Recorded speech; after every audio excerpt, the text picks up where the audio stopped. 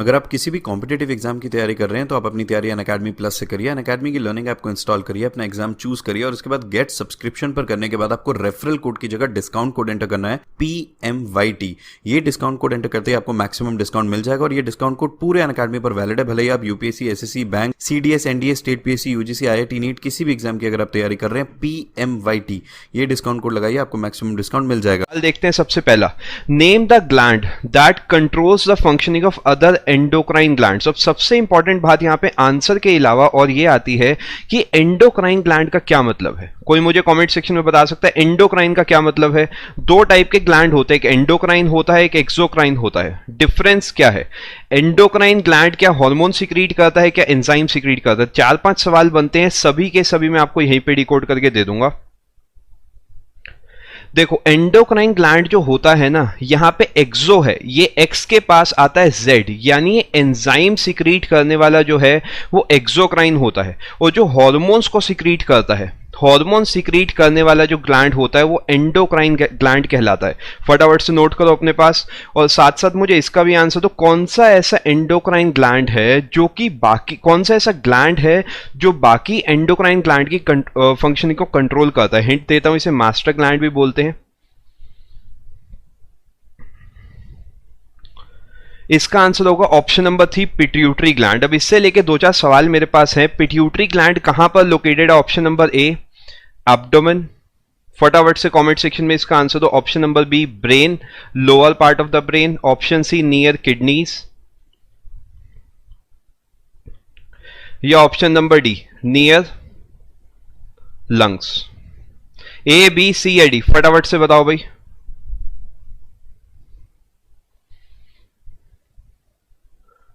Lower part of brain, brain आ रहा है, मैक्सिमम लोगों का आंसर बिल्कुल सही है। Option number B, brain. देखो मैं क्लियर कर देता हूं, पिट्यूटरी ग्लैंड जो है आपके ब्रेन के पास लोकेटेड होता है। याद रखना, तो इसका आंसर ऑप्शन नंबर बी होगा। जो ब्रेन आपका होता है उसके अंदर उसके पास लोकेटेड होता है पिट्यूटरी ग्लैंड। इसे मास्टर ग्लैंड भी बोला जाता है, मास्टर ग्लैंड भी बोला जाता है। मेरी कोशिश ये रहेगी सिर्फ टीसीएस के सवाल ना डिस्कस कराते हुए, टीसीएस से बहुत ज्यादा सवाल मैं आपको डिस्कस कराऊं, क्योंकि देखो सवालों का पैटर्न सेम रहेगा लेकिन सवाल तो बदलेंगे। तो कोशिश ये है जितने यहां पे गिवन है सबको हम डिस्कस कर लेते हैं। फटाफट से बताओ, एड्रीनल ग्लैंड कहां पर लोकेटेड है? एड्रीनल ग्लैंड जो है ये कहां पर लोकेटेड है? कोई मुझे बता सकता है? यही 4 ऑप्शन है। फटाफट से भी कमेंट सेक्शन में आओ, मैक्सिमम लोगों ने आंसर देना है। एड्रीनल ग्लैंड कहां पर है? A, B, C या D? किडनी, नियर किडनीज, बिल्कुल सही, नियर किडनी, बिल्कुल। किडनी के ऊपर लोकेटेड होता है एड्रीनल ग्लैंड। जब भी आप किसी प्रॉब्लम में होते हो, जब किसी से लड़ाई हो गई, कोई डर गए, ये जितनी भी पैनिक की सिचुएशंस होती है, जो घबराने वाली सिचुएशन होती है, उसमें इससे हार्मोन सिक्रीट होता है जो आपको इंस्टेंटेनियसली रिस्पॉन्ड करने में मदद करता है। आई होप इन्फॉर्मेशन क्लियर हो गई होगी। फटाफट से आगे चलते हैं। मैं फिर से बता देता हूं, जिन्होंने अभी अभी ज्वाइन करा है, पीडीएफ की बिल्कुल भी टेंशन मत लेना, सारे पीडीएफ, सारा डेटा मिल जाएगा। सेशन को अच्छे से अटेंड करो, क्योंकि देखो सिर्फ पीडीएफ लेने से काम नहीं बनता, पीडीएफ लैपटॉप मोबाइल में पड़ी रह जाती है।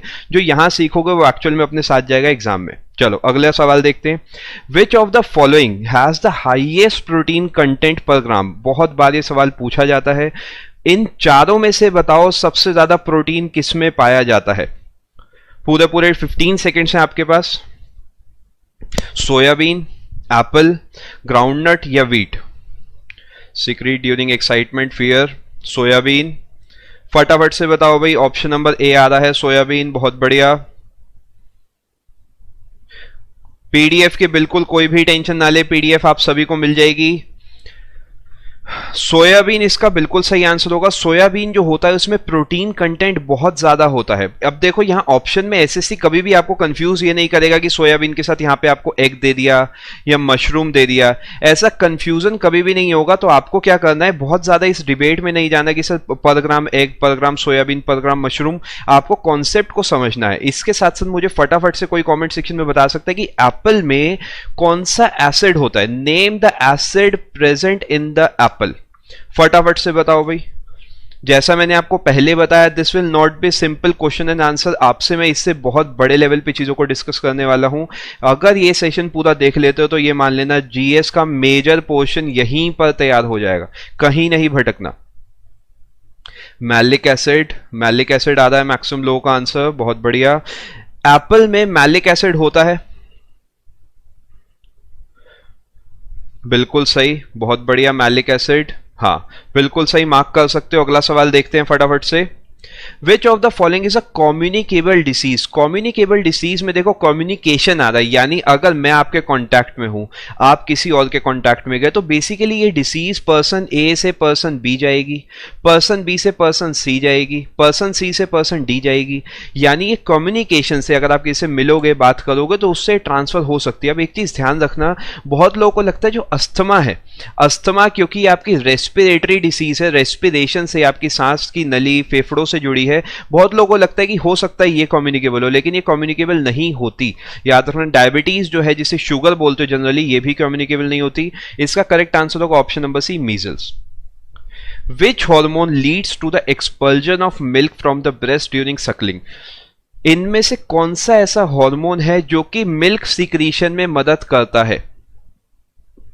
इनमें से कौन सा ऐसा हार्मोन है जो मिल्क सीक्रीशन में मदद करता है? फटाफट से बताओ भाई।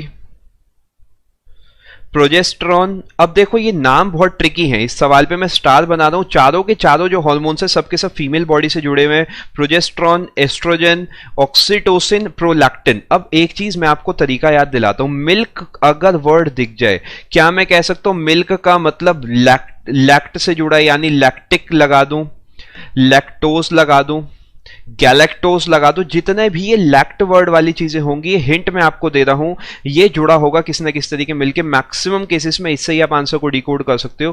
प्रोलैक्टिन हार्मोन सीक्रेट होता है जो ब्रेस्ट से मिल्क का एक्सपल्जन होता है, उस केस में। जो प्रोजेस्टेरॉन है, एस्ट्रोजन है, ऑक्सीटोसिन है, इनका काम मिल्क सीक्रीशन से जुड़ा हुआ नहीं होता, भले ये फीमेल बॉडी में ही पाए जाते हैं। इसका करेक्ट आंसर होगा ऑप्शन नंबर 4, प्रोलैक्टिन। सभी लोग भाई एक बार फटाफट से कमेंट सेक्शन में आओ, सभी को समझ आ रहा है, कोई दिक्कत तो नहीं हो रही? आंसर होगा ऑप्शन नंबर 4। इसी टाइप से बढ़िया से सेशन अच्छे से अटेंड करो अपना, बहुत सारे सेशंस ऐसे होंगे, अपना हर एक चीज के नोट जरूर बनाने, कॉपी पेन लेके बैठा करो, सिंपली ये नहीं वीडियो देखी चले गए, हर एक चीज नोट करो। देखो सवाल जब बनता है ना तब याद आता है, अच्छा यार ये वहां पे देखा था, फायदा हो जाएगा। सीधा 2.5 नंबर का फायदा होगा, 2 नंबर मत सोचा करो, 2.5 नंबर माना करो, क्योंकि काफी बार आप तुक्का भी मारोगे, तुक्का मारने पे 2 भी जाता है और आधा तो वैसे भी वो लेके जाता है। चलो बहुत बढ़िया, प्रोलैक्टिन बिल्कुल सही आंसर आ रहा है। Which cells in our body are popularly called soldiers of the human body? अब यहां पर सिर्फ एक सवाल नहीं, मैं आपसे कम से कम 2 से 3 सवाल पूछूंगा, पहले इनका आंसर दो। आपकी बॉडी के जो रक्षक हैं वो किसे बोला जाता है? इन चारों में से ऐसे कौन से हैं जिन्हें रक्षक बोला जाता है? यूसिनोफिल्स, व्हाइट ब्लड सेल्स यानी WBC, RBC यानी रेड ब्लड सेल, मैक्सिमम लोगों का आधा है WBC। बहुत बढ़िया, फटाफट से आओ भाई, सभी लोग आंसर दो। WBC बिल्कुल सही। अब देखो यूसिनोफिल्स जो है बेसोफिल्स है, ये भी आपके इनडायरेक्टली WBC से जुड़े हैं, बट हमें जब एक जनरल टर्म वहां पे दिख रही है, हम हमेशा उसे ही फॉलो करते हुए चलेंगे। WBC would be the correct answer. लेकिन सवाल यहां पे खत्म नहीं होता, एक अगला सवाल मैं आपको अपने पास से दे रहा हूं। सोल्जर्स को काटो और यहां पे लिखो medical officers. Medical officers options भी मैं आपको अपने पास से देता हूं, RBC, WBC, प्लेटलेट्स या फिर नन ऑफ दीज। ऑप्शन भी मैं ही आपको दूंगा, बेफिक्र रहो, बस आंसर देते जाओ बढ़िया से। ल्यूकोसाइट्स, WBC, ल्यूकोसाइट्स, इन चारों में से क्या आंसर होगा? Option number A RBC, B WBC, C platelets या D none of these. Platelets बिल्कुल सही जवाब, प्लेटलेट्स आ रहा है मैक्सिमम लोगों का। WBC नहीं होगा जूली, प्लेटलेट्स होगा। मेडिकल ऑफिसर वो जो कि आपकी बॉडी का इलाज करे। देखो एक तो होता है सोल्जर जो लड़ाई करने जाता है, एक होता है जो जख्मी होता है इंसान, जिसे कोई इंजरी हो जाती है, उसे ठीक करने का काम करती हैं प्लेटलेट्स। और क्या ये सिर्फ एक्सटर्नल इंजरी को ठीक करती है? क्या ये सिर्फ एक्सटर्नल इंजरी को ठीक करती है या फिर इंटरनल को भी ठीक करती है? पहले तो मुझे इसका आंसर दो, क्या बोथ आएगा आंसर या दो सिर्फ एक्सटर्नल आएगा? क्या ये सिर्फ एक्सटर्नल इंजरी को ठीक करता है या इंटरनल, आपकी बॉडी के अंदर किसी वजह से चोट लग गई, क्या प्लेटलेट्स उसमें काम करेगी? Both would be the correct answer. बिल्कुल, मैक्सिमम केसेस में आपने सुना होगा डेंगू के केस में क्या चीज कम हो जाती है। देखो, सिर्फ एक सवाल से हमने पूरा सवाल का निचोड़ निकाल दिया, जितनी पॉसिबिलिटी सबकी सब हमने यहीं पे डिस्कस कर ली। डेंगू के केस में आपने सुना होगा प्लेटलेट्स कम हो जाती है और डॉक्टर कहता है कि भैया इन्हें यहीं पे एडमिट कर दो। वो क्यों कहता है? वो इसलिए कहता है, इसका आंसर तो देखो WBC होगा। अभी मैं आपको प्लेटलेट्स की जो बात बता रहा हूं, क्योंकि प्लेटलेट्स कम होने पे क्या है कि अगर बॉडी के अंदर इंजरी हो गई तो क्या मैं कह सकता हूं इंटरनल ब्लीडिंग होगी? क्या इंटरनल ब्लीडिंग हो सकती है? अगर इंटरनल ब्लीडिंग हो गई तो वो कहेगा, डॉक्टर कहता है कि पहले से ही इन्हें यहां पे अवेलेबल रखो जिससे हम एज अर्ली एज पॉसिबल इनका इलाज कर सके। ठीक है, अब ये पूरी हल्की सी अगर आपने स्टोरी सुन ली तो इससे आपको अब चाहोगे तब भी इस आंसर को आप नहीं भूल सकते। सोल्जर के केस में आपको टिक करना है WBC, आपको मेडिकल ऑफिसर्स के केस में टिक करना है प्लेटलेट। सवाल नंबर तीसरा मैं यहीं पे बनाता हूं, ऑक्सीजन कैरियर कौन है? ऑक्सीजन को लेके जाने वाला कौन है इन तीनों में से? ऑक्सीजन कैरियर कौन है? यूसिनोफिल्स, WBC, RBC या बेसोफिल्स? RBC, RBC, बहुत बढ़िया, बहुत बढ़िया। ईसिनोफिल्स नहीं, प्रसन्नजीत, ईसिनोफिल्स नहीं होगा, RBC होगा, बिल्कुल। Red blood cells, red blood corpuscles, RBC, बिल्कुल सही। इसका आंसर जिसे नहीं पता फटाफट से नोट करो, RBC। RBC के अंदर एक चीज पाई जाती है जिसे हीमोग्लोबिन बोलते हैं। हीमोग्लोबिन जुड़ा है एक एलिमेंट से, उस एलिमेंट का नाम आप मुझे बताएंगे। Option number A copper, option number B silver Ag, option number C iron या ऑप्शन नंबर D गोल्ड। ये सब सवाल ये मान के चलो घूम फिर के एक सर्टेन पैटर्न है जिस पैटर्न से सवाल बनते हैं। परफेक्ट तरीका ये है, सिर्फ क्वेश्चन आंसर मत करो, पूरा पैटर्न समझ लो, बात ही खत्म। आंसर इसका होगा, देखो, हीमोग्लोबिन हो, आयरन हो, RBC हो, तीनों को ही एसोसिएट करा जाता है ऑक्सीजन कैरिंग कैपेसिटी से। ऑक्सीजन कैरिंग कैपेसिटी जो होती है उससे एसोसिएट करा जाता है। बहुत बढ़िया भाई, Fe हीमोग्लोबिन, बिल्कुल सही। चलो आगे चलते हैं। Dash is the study of micro anatomy of cells, tissues and organs as seen through a microscope.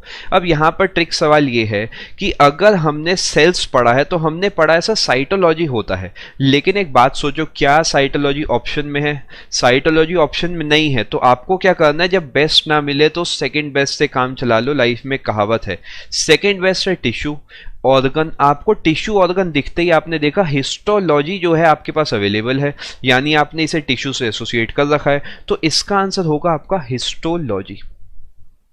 Option number 1 histology इसका आंसर होगा। अगर यहां पे साइटोलॉजी गिवन होता तो क्या मैं कह सकता हूं फिर ये क्वेश्चन आपका हो सकता है कि बोगस क्वेश्चन हो जाता, बिकॉज दो आंसर्स किसी तरीके आप एसोसिएट कर सकते थे कि टिश्यू से आपने हिस्टोलॉजी को करा, सेल से आपने साइटोलॉजी को करा। तो इसलिए कभी भी SSC ऐसा गुमराह नहीं करेगा कि दो ऑप्शन ऐसे डाल दिए। थोड़ा बहुत भी अगर पढ़ रखा है, पैटर्न समझ रखा है, प्रीवियस ईयर क्वेश्चंस को फॉलो कर रखा है, अपना काम बन जाएगा, बिल्कुल भी परेशान नहीं होना। आगे चलते हैं। Dash is the branch of zoology concerned with the study of amphibians. अब यहां पर एक नहीं बहुत सारे सवाल बनते हैं। पहले तो मुझे इसका आंसर दो कि ये जूलॉजी की कौन सी ऐसी ब्रांच है जो एम्फीबियन से डील करती है? हर्पेटोलॉजी, मॉर्फोलॉजी, एथोलॉजी या फिर mammalogy? Option number 1 herpetology, ethology, herpetology, फटाफट से बताओ।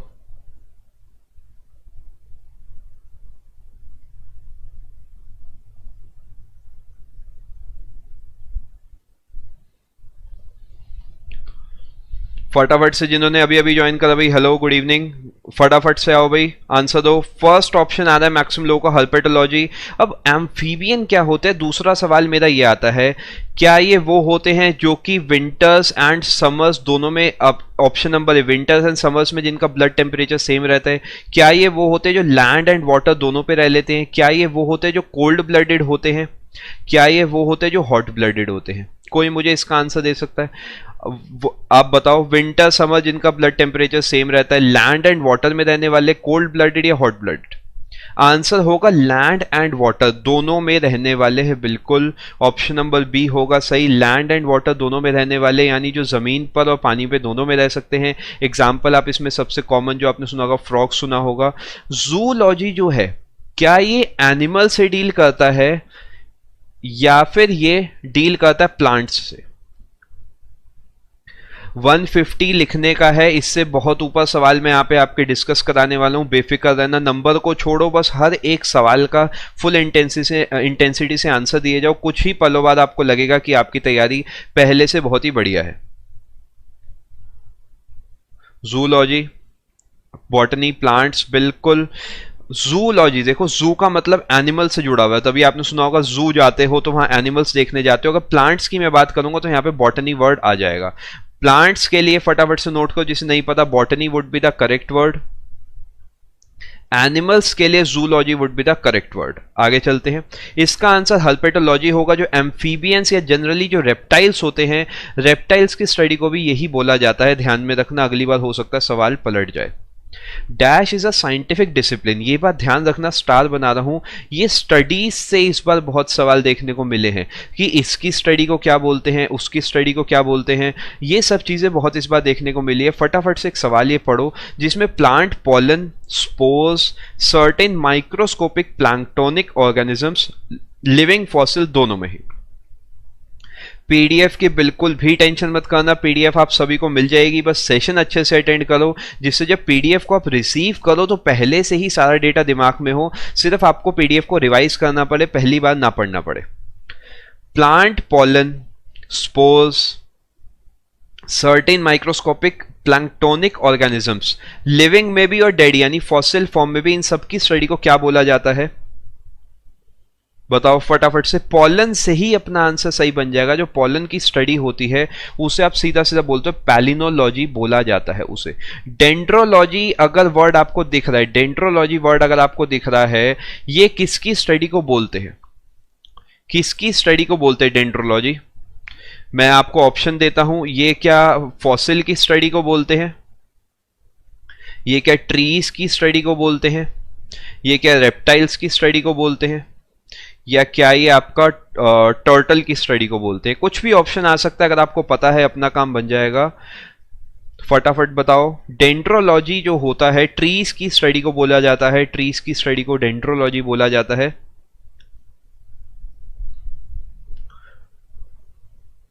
ट्रीज की स्टडी को बोला जाता है, नहीं न्यूरॉन्स की स्टडी को नहीं बोलेंगे मंजीत, न्यूरॉन्स की स्टडी को नहीं बोलेंगे।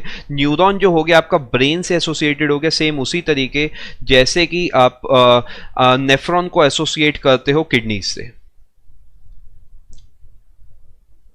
पीडीएफ के लिए बिल्कुल परेशान मत होना, पीडीएफ आप सभी को मिल जाएगी।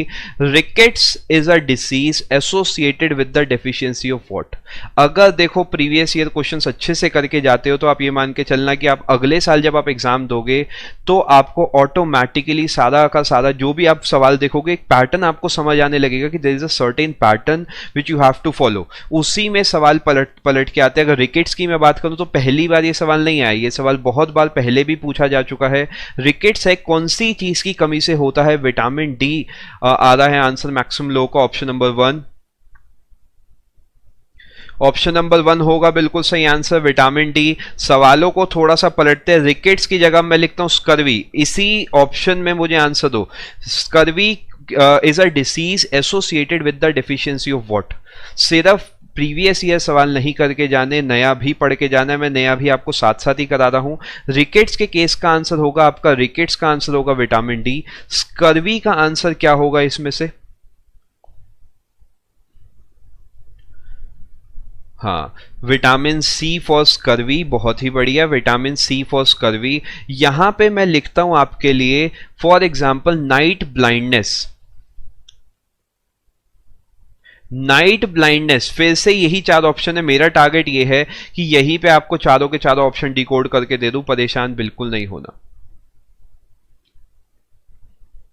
नाइट ब्लाइंडनेस के केस में आपको बताना है विटामिन ए, बिल्कुल सही भाई, बहुत बढ़िया।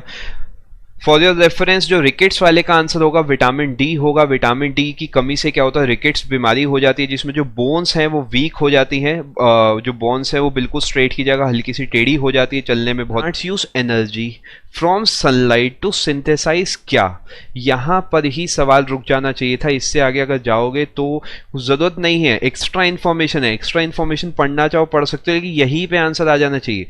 फोटोसिंथेसिस में क्या बनता है, फ्रॉम CO2 एंड वाटर।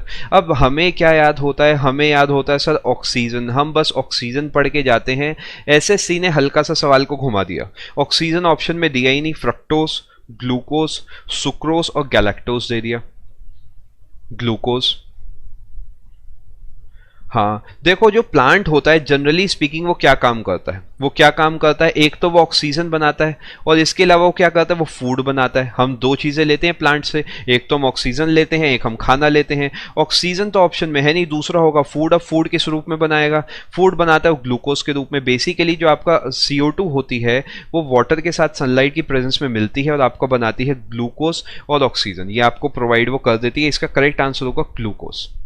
आगे चलते हैं, सवाल आ गया आपका जो मैं ऑलरेडी डिस्कस कर चुका हूं, ये इस साल के सवालों में भी पूछा गया है। विच of the following acid is found in Apple. फटाफट से भाई कमेंट सेक्शन में आओ। फ्रक्टोस नहीं होगा प्रिंस, फ्रक्टोस नहीं होगा, ग्लूकोस होगा। ऑप्शन नंबर 4 आ रहा है, आरती, जूली, मंजीत, 4 बिल्कुल सही। Option number 4 malic acid. Malic acid बिल्कुल सही आंसर होगा। विच of the following acid is found in Apple. Apple के केस में आपका होता है मैलिक एसिड, मैलिक एसिड पाया जाता है, ठीक है। अब अगर मैं आंट बाइट की बात करता हूं या किसी भी कोई भी छोटी चींटी किसी को काटती है तो उस बाइट में कौन सा एसिड होता है, यही 4 ऑप्शन आपके सामने हैं। जो आंट बाइट होती है, कोई छोटा इंसेक्ट काटता है, उसमें कौन सा एसिड होता है, sulphuric acid, nitric acid, formic acid या फिर malic acid. Formic acid, formic acid आ रहा है मैक्सिमम लोगों का, रेडांट फॉर्मिक एसिड। हाँ, जिसे नहीं पता फटाफट से नोट करो, जो बाइट होती है आंट की या जनरली छोटे इंसेक्ट्स की, फॉर्मिक एसिड उसमें पाया जाता है। नाइट्रिक एसिड का जो यूज है जनरली नाइट्रोजन आपको यहाँ पे दिख रहा है तो फर्टिलाइजर्स के केस में इस्तेमाल हो सकता है। और सल्फ्यूरिक एसिड एप्पल में बिल्कुल नहीं होगा क्योंकि सल्फ्यूरिक एसिड बहुत ही ज्यादा इंटेंस एक तरीके से एसिड है, स्ट्रॉन्ग एसिड है, तो ये एप्पल के अंदर नहीं पाया जाएगा। इसका जनरली इस्तेमाल जो पहले की आपकी बैटरीज होती थी उसमें किया जाता था। आगे चलते हैं, इसका करेक्ट आंसर एप्पल का होगा, अब मैलिक एसिड पाया जाता है। अगला सवाल देखते हैं, विच of the following gases reduce the oxygen carrying capacity of the blood. बढ़िया सवाल है, बहुत सारे बच्चों का यह सवाल गलत हुआ है।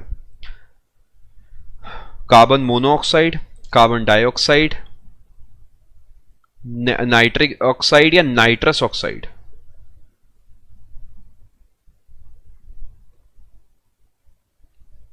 मोनोऑक्साइड या डाइऑक्साइड, यहीं पर सारी डिबेट सेटल हो जानी है। नाइट्रिक नाइट्रस से कोई मतलब नहीं है, आपकी बॉडी के अंदर जब जाती है तो कार्बन डाइऑक्साइड इतनी परेशानी नहीं करती। कार्बन मोनोऑक्साइड की जो एफिनिटी होती है, देखो जो हीमोग्लोबिन है उसे ऐसे मान के चलो ये कहीं जा रही थी, अब ये क्या करती है, मिलती है ऑक्सीजन से, तो ऑक्सीजन के साथ ये एक पेयर बनाती है और चली जाती है। लेकिन अगर इसे रास्ते में मिल गई कार्बन मोनोऑक्साइड तो ये इसके साथ पेयर बनाना पसंद करती है। अब अगर मान लो इसने इसके साथ पेयर बना दिया तो फिर ये पेयर तो टूट जाएगा। अब ऑक्सीजन अगर बॉडी तक नहीं पहुंचेगी तो क्या होगा, तो प्रॉब्लम होगी। बॉडी तक अगर ऑक्सीजन नहीं पहुंच रही तो क्या ग्लूकोज आपका एनर्जी में कन्वर्ट हो पाएगा, ग्लूकोज एनर्जी में कन्वर्ट नहीं हो पाएगा। अब अगर ग्लूकोज एनर्जी में कन्वर्ट नहीं होगा तो आपकी बॉडी वीक हो जाएगी, बेसिक सा फंडा है ये। यानी आपकी बॉडी को काम करने के लिए आपको कार्बन मोनोऑक्साइड की प्रेजेंस नहीं होनी चाहिए, ये चीज ध्यान रखना। कार्बन मोनोऑक्साइड होगा इसका सही answer. The deficiency of which nutrient causes night blindness. ये सवाल को आप ये भी कह सकते हो कि अगर आपने पुरानी चीज पढ़ रखी है, आप प्रीवियस ईयर फॉलो करके जाते हो जैसे मैं आपको अभी करा रहा हूं, तो इस सवाल को आप ऐसे भी कह सकते हो, सर ये तो क्वेश्चन रिपीट हो गया। Vitamin A, proteins, vitamin K या vitamin C. Vitamin A, vitamin ए,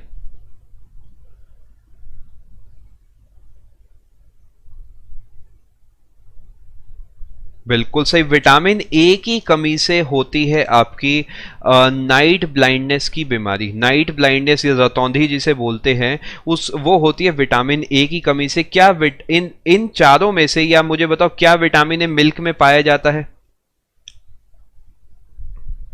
क्या विटामिन ए मिल्क में पाया जाता है? फटाफट से कमेंट सेक्शन में आओ भाई, येस और नो, विटामिन ए क्या मिल्क में पाया जाता है? यस। इनमें से कौन सा ऐसा है जो मिल्क में कभी नहीं पाया जाएगा, जो जनरली मिल्क से एसोसिएटेड नहीं है? विच of the following four options is not associated? Not पे ध्यान देना, नॉट कैपिटल एंड बोल्ड में है भाई। विटामिन सी क्या मिल्क में होगा? पहले तो इस पे फोकस करो, क्या विटामिन सी होगा? प्रोटीन होते हैं, प्रोटीन होते हैं।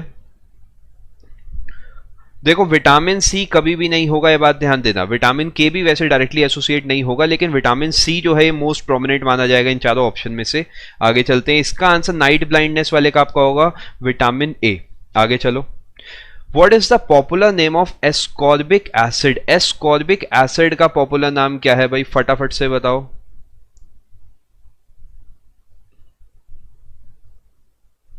मिल्क में vitamin C, vitamin C. Ascorbic acid का जनरली क्या नाम बोला जाता है? फटाफट से बताओ भाई।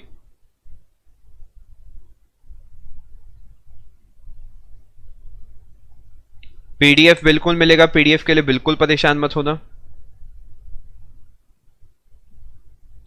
एस्कॉर्बिक एसिड का जो जनरल नाम है वो आपका होता है विटामिन सी। विटामिन सी क्या मैं कह सकता हूं, ये सिट्रस फ्रूट्स में मिल सकता है आपको। सिट्रस यानी खट्टे फलों के अंदर, खट्टी चीजों के अंदर आपको मिलता है।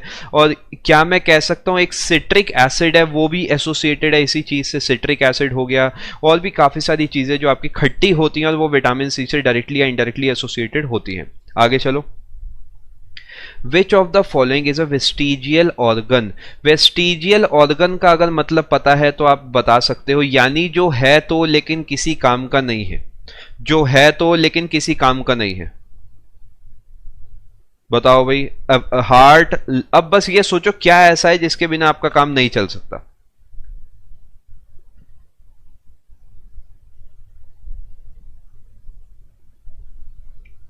अपेंडिक्स। अपेंडिक्स होगा बिल्कुल सही आंसर है। ये अपेंडिक्स कहां पर लोकेटेड होता है? स्टमक में, इंटेस्टाइन में, गॉल ब्लैडर में, या फिर लंग्स में? ए, बी, सी या D?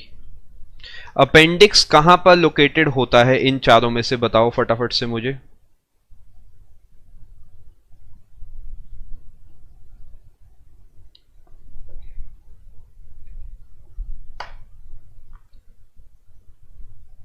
Stomach, intestine, gall bladder या लंग्स?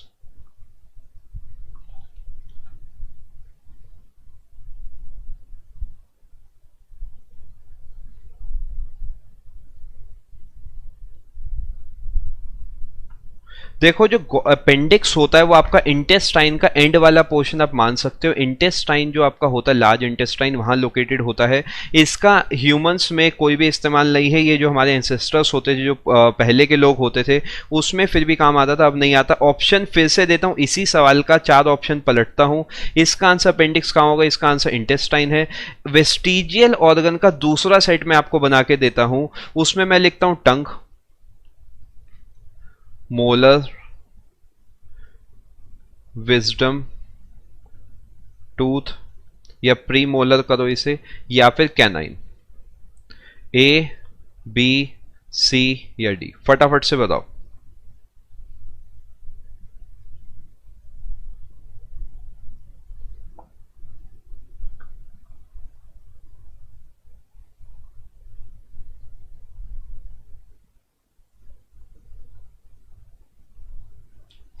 टंग, प्रीमोलर, कैनाइन या फिर विजडम टूथ। विजडम टूथ जो होता है जिसे अक्कल दाढ़ा बोलते हो, जो एंड वाला आपका दांत होता है, उसका कोई इतना इस्तेमाल नहीं होता, क्योंकि अब जो हम खाना खाते हैं वो पहले जैसा हम खाना नहीं खाते, इतना रॉ फूड हम नहीं कंज्यूम करते। टंग का इस्तेमाल है, बिल्कुल है। प्रीमोलर्स का इस्तेमाल है, बिल्कुल है। कैनाइंस का इस्तेमाल है, बिल्कुल है। Wisdom tooth would be the correct answer in this case. आगे चलते हैं। विच of the following plants is carnivorous? Carnivorous वो होता है जो किसी और जीव को खा के अपना पेट भरता है। Cypress vine, Venus fly trap, amaryllis या फिर याकिंथ। फटाफट से बताओ, ए बी सी या D.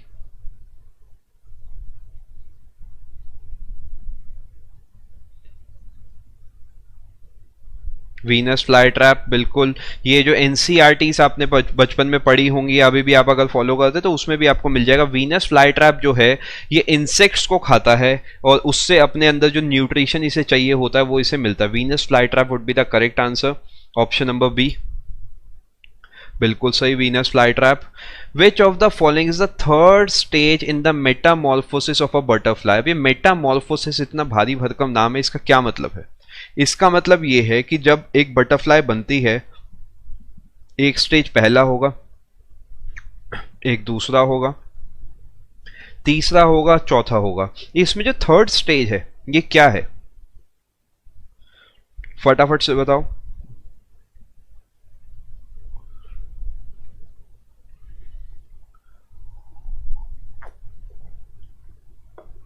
Pupa, larva, egg, adult.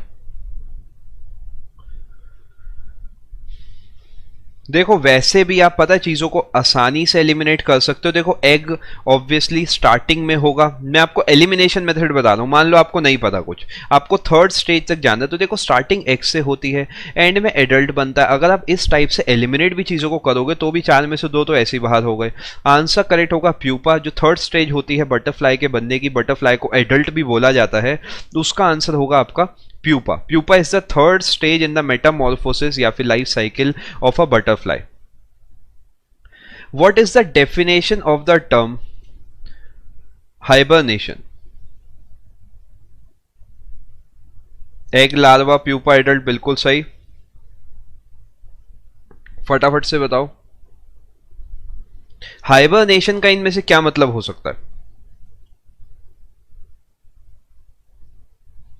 Building of a habitat nest by bird to save themselves. Hibernate, आपने अगर पहले आप लैपटॉप या पीसी इस्तेमाल करते थे, अब भी कईयों में होता है, हाइबरनेट मोड होता है। इसका मतलब यह है कि जो कंप्यूटर है वो बंद हो जाएगा, लेकिन वो पूरे तरीके बंद नहीं होगा, बैकग्राउंड में थोड़ी सी एनर्जी इस्तेमाल करके वो अवेक रहेगा। यानी जो आपके सर्दी वाले इलाके होते हैं, जैसे कि पोल्स की अगर मैं बात करूं, वहां पे इतनी ठंड होती है काफी महीने तक बिल्कुल भी वो शिकार नहीं कर पाते जो एनिमल्स होते हैं सच एज पोलर बियर।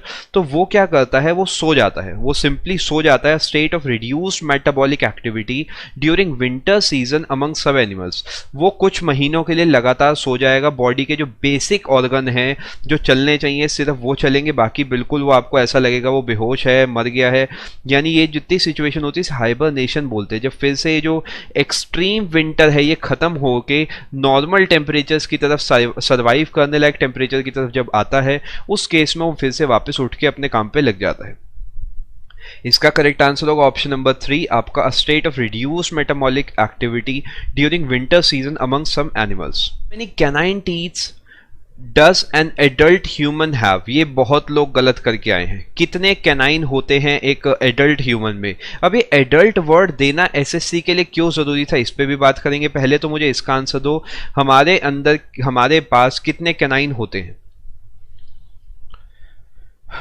2, 4, आरती का 4 आया, मंजीत 4, जूली 2, प्रसन्नजीत 2, विवेक 4, Prasannajit 4, Vikram 4,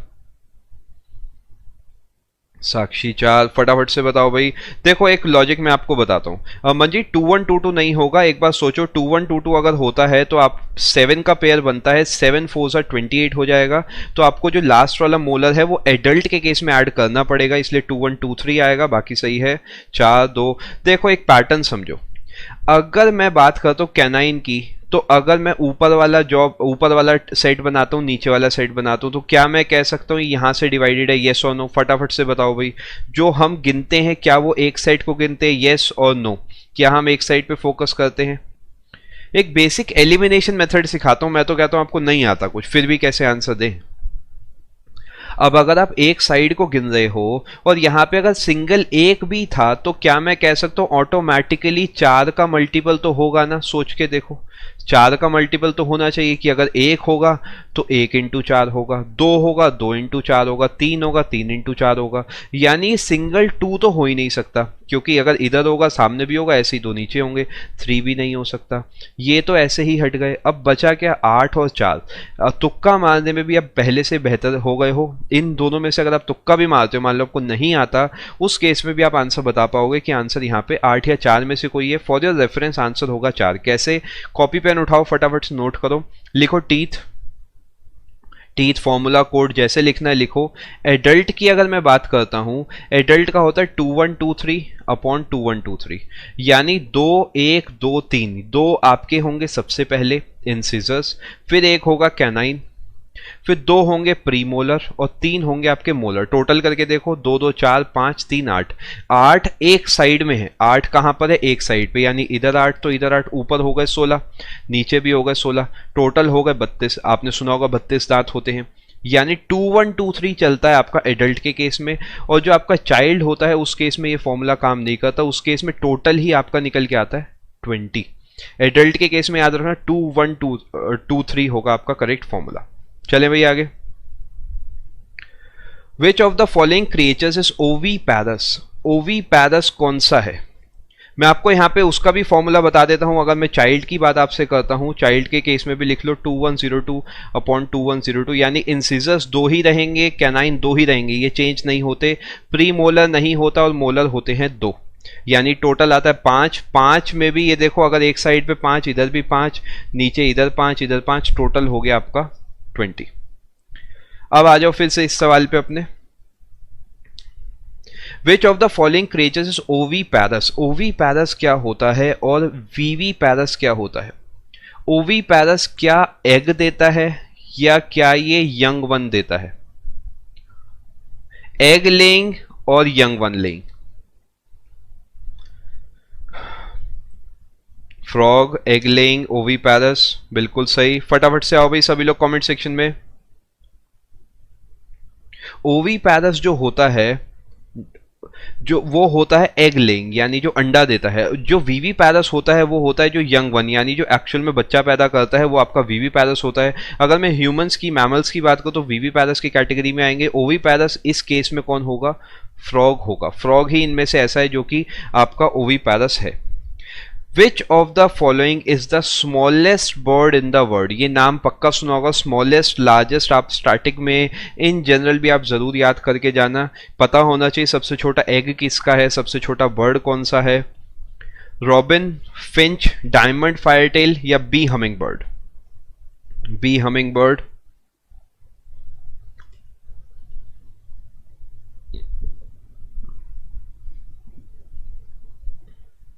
B humming bird. Option number 4 B humming bird बिल्कुल सही आंसर होगा। बी हमिंग बर्ड जो है सबसे छोटा बर्ड है, बहुत छोटा बर्ड होता है ये। Who discovered the first vaccine for small pox? सबसे पहली वैक्सीन स्मॉल पॉक्स की किसने डिस्कवर करी थी? Small pox. ये ध्यान देना, यहाँ पे पेनिसिलिन नाम का कोई चीज की बात नहीं हो रही है, कीप दिस इन माइंड। यहाँ पर एलेक्जेंडर फ्लेमिंग जो है वो स्मॉल पॉक्स से एसोसिएटेड नहीं है।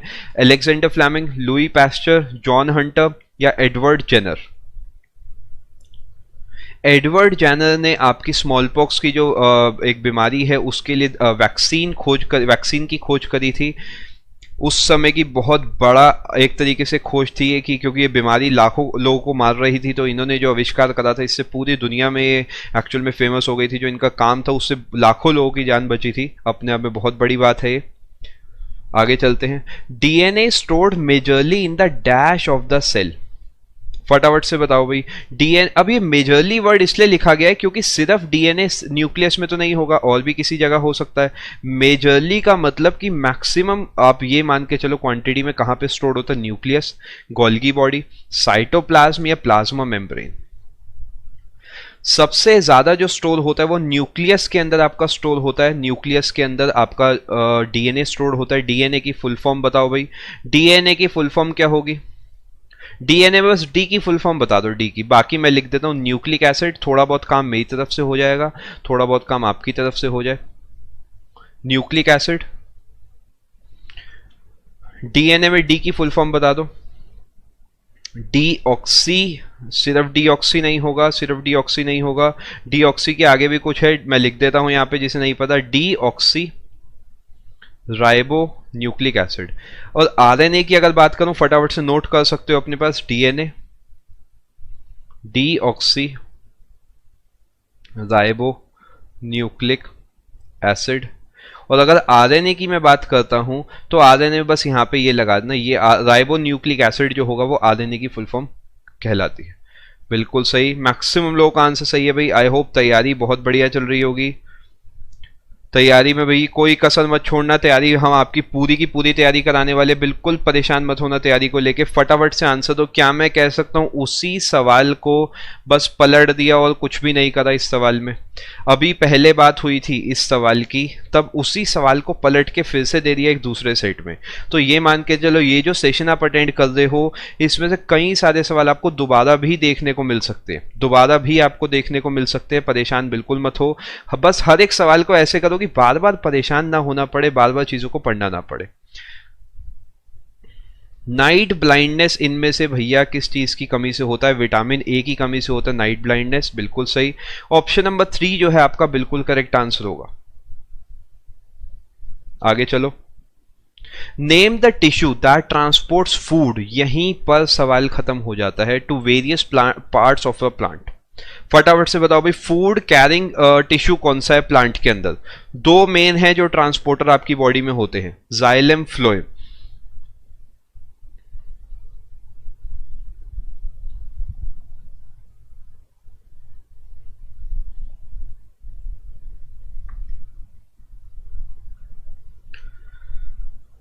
फूड के केस में फ्लोएम आ रहा है, फ्लोएम मैक्सिमम लोगों का।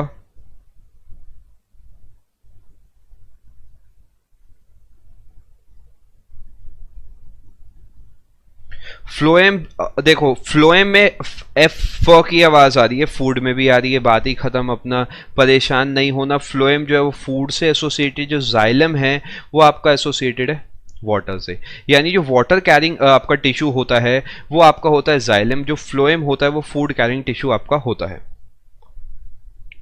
ये सवाल बढ़िया था, इस पे स्टार बना रहा हूं अपनी कॉपी में, वर्ड जरूर नोट करना। Which is the what is the distinctive characteristic of marsupials? Marsupials जिसने वर्ड सुना है उसका काम यहाँ पे इजीली बन जाएगा। मार्सुपियल्स की क्या एक खास बात होती है? वो they migrate from one place to another, वो एक जगह से दूसरी जगह जाते रहते हैं। वो अपने बच्चों को, अपने यंग वंस को अपने पाउच में कैरी करते हैं, वो अंडा देते हैं। अब देखो अंडा देने वाली बात अगर हम करें तो अंडा देने वाली बात तो आपकी ओविपेरस में खत्म हो जानी चाहिए। दे हाइबरनेट इन विंटर, ये बात भी हम पहले कर चुके। जो कैंगरू होता है, कोआला होता है, ये सब क्या करते हैं? अपने बच्चे को कुछ समय के लिए, जब तक वो पूरे तरीके बड़ा नहीं हो जाता, अपने पाउच में कैरी करते हैं। सबसे फेमस एग्जांपल जो आपने देखा हो कैंगरू इसका है। जो कैंगरू होता है वो अपने बच्चे को पाउच में कैरी करके घूमता है जब तक वो पूरे तरीके बड़ा नहीं हो जाता। मार्सुपियल है एक कैंगरू। आई होप पॉइंट समझ आ गया होगा। They carry young ones in pouches. What which instrument is used to measure blood pressure? ये सवाल एनसीईआरटी का ही सवाल है, ये सवाल बहुत बार दोबारा भी पूछा भी जाता है। हम सिर्फ आंसर को डिस्कस ना करते हुए चारों ही ऑप्शन को डिस्कस करने की यहाँ पे कोशिश करेंगे। फटाफट से आंसर दो। इनमें से कौन सा ऐसा है जो कि ब्लड प्रेशर को नापता है? स्विग्वो मैनोमीटर,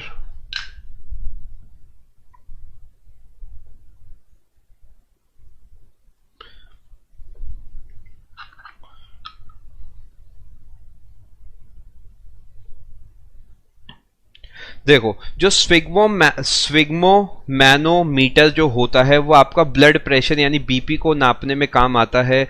ग्लूकोमीटर आपका ग्लूकोस या फिर ब्लड शुगर नापने में काम आता है। थर्मोमीटर जो होता है आपका वो नापने में काम आता है टेम्परेचर, बॉडी टेम्परेचर कह सकते हो। अब लैक्टोमीटर जो है मिल्क की क्वालिटी या मिल्क की प्योरिटी चेक करने में काम आता है। देखो, लैक्टो में फिर से वही लैक्ट वर्ड आ गया अपना, ये जुगाड़ सब जगह काम करेगा, बेफिक्र रहना, अच्छे से बस तैयारी को करना। एंड हर एक सवाल अगर आप ईमानदारी से करते हो, इसके बाहर कुछ आप ये मान के चलो एक सर्टेन पैटर्न अगर आप पूरा दिमाग में बसा लेते हो ना, अपना काम बहुत ही बेहतरीन होने वाला है।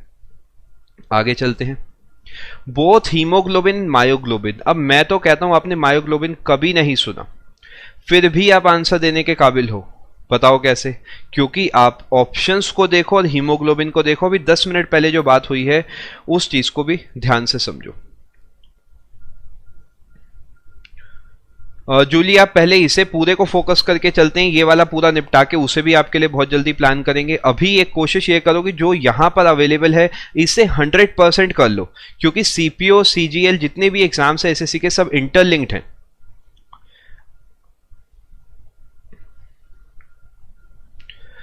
हीमोग्लोबिन मायोग्लोबिन जो है उन्हें क्या चाहिए बनने के लिए? Vitamin B12, calcium, vitamin A या फिर आयरन? बताओ भाई फटाफट से।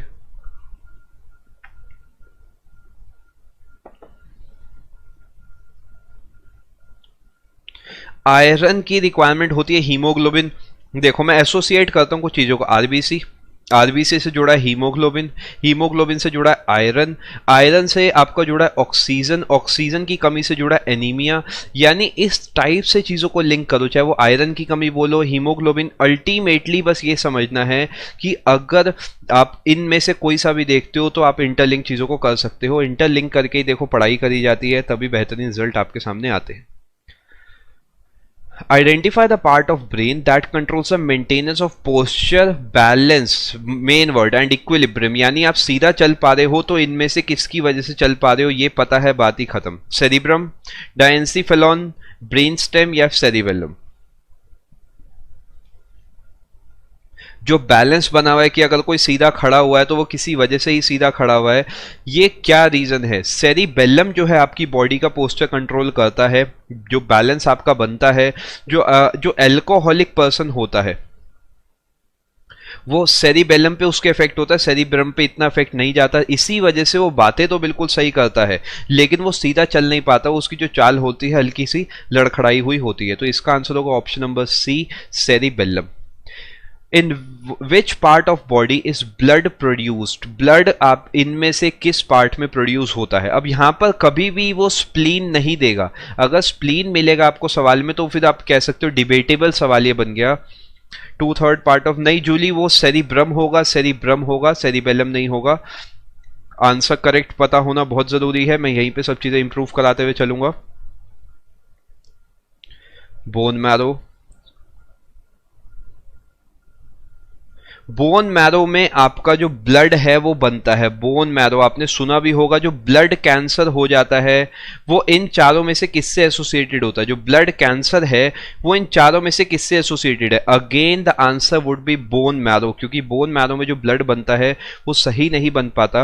एंड ब्लड कैंसर आप कह सकते हो बोन मैरो, स्प्लीन, इन सब चीजों से ही जुड़ा हुआ है। हार्ट का काम सिर्फ और सिर्फ पंप करना है और कुछ नहीं है। हार्ट का काम ब्लड से जुड़ा हुआ। ब्रेन का काम ब्लड को कंज्यूम करके उससे इंफॉर्मेशन प्रोसेस करना। लंग्स का काम है प्यूरिफाई करना। किडनी का काम है फिल्टर करना चीजों को। बोन मैरो बिल्कुल सही। आगे चलो। विल्सन्स डिसीज, कॉपी पेन उठा लो, कॉपी में नोट करो विल्सन्स डिसीज। ये सीधा सीधा लीवर ब्रेन पे इफेक्ट करती है। विल्सन डिसीज जो होती है ये इनहेरिटेड होती है, यानी फादर टू सन या फिर पेरेंट टू चाइल्ड ट्रांसफरेबल है। एक्सेस अमाउंट ऑफ कॉपर इसमें जमा हो जाता है। ये थोड़ा सा टेढ़ा है इसलिए मैं खुद ही आपको इसका आंसर बता दूं। बॉडी के अंदर जब कॉपर एक्स्ट्रा जमा हो जाता है तो आप कह सकते हो कि विल्सन डिसीज हो जाती है। सवाल को मैं थोड़ा सा पलटता हूं, देखता हूं कौन कौन आंसर दे सकते हैं। यहां पर विल्सन डिसीज की जगह मैं काट के लिख रहा हूं एनीमिया। यहां पर लिख रहा हूं कुछ नहीं, माइनस बना दिया मैंने। बताओ इनमें से क्या आंसर होगा? कोई और हिंट नहीं है, एनीमिया लिखा है। इनहेरिटेड को भी काट दो। यानी कमी हो गई, माइनस इंडिकेट करता है कमी हो गई, डेफिशिएंसी बोलो कुछ भी बोलो। एनीमिया जो है आयरन की कमी से, एनीमिया वाले का आंसर है आयरन, विल्सन डिसीज का आंसर है आपका कॉपर। बिल्कुल, गुड इवनिंग भाई, good evening. N adult human body has dash bones. अब भैया इससे आसान सवाल नहीं मिलेगा 2 नंबर कमाने के लिए, फटाफट से आंसर दो, आगे बढ़ते हैं, इस पे ज्यादा टाइम नहीं लगाएंगे।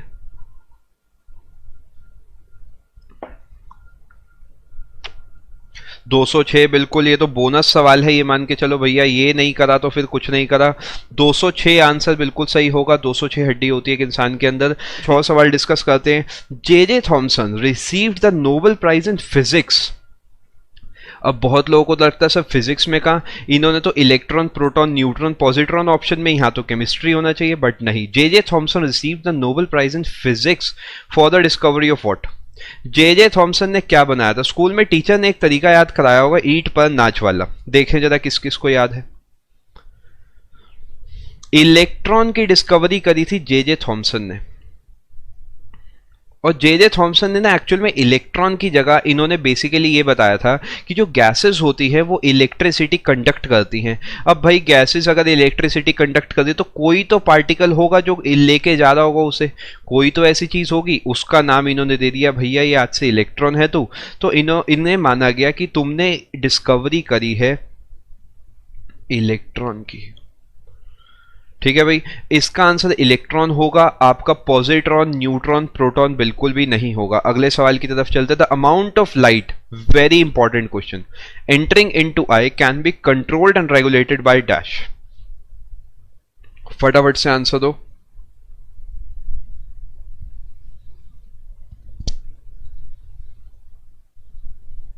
कॉर्निया, प्यूपिल, ये सवाल बढ़िया है, बहुत लोगों का गलत होने वाला है, और यहीं पर हम चीजों को सीखेंगे लाइफ में। आज के बाद दोबारा कभी गलत नहीं होगा ये सवाल। देखो एक बात समझो, ये मैं आपको पूरा डायग्राम ही अभी पढ़ा देता हूं, कहीं नहीं भटकना इसके बाद। ये अगर आपकी आई है तो क्या मैं कह सकता हूं फ्रंट पोर्शन जो होगा आपका वो पार्ट होगा जो बल्ज हो रखा होता है, जो ब्लैक कलर का आपको बाहर से दिखता है। इस पार्ट का नाम बताओ मुझे,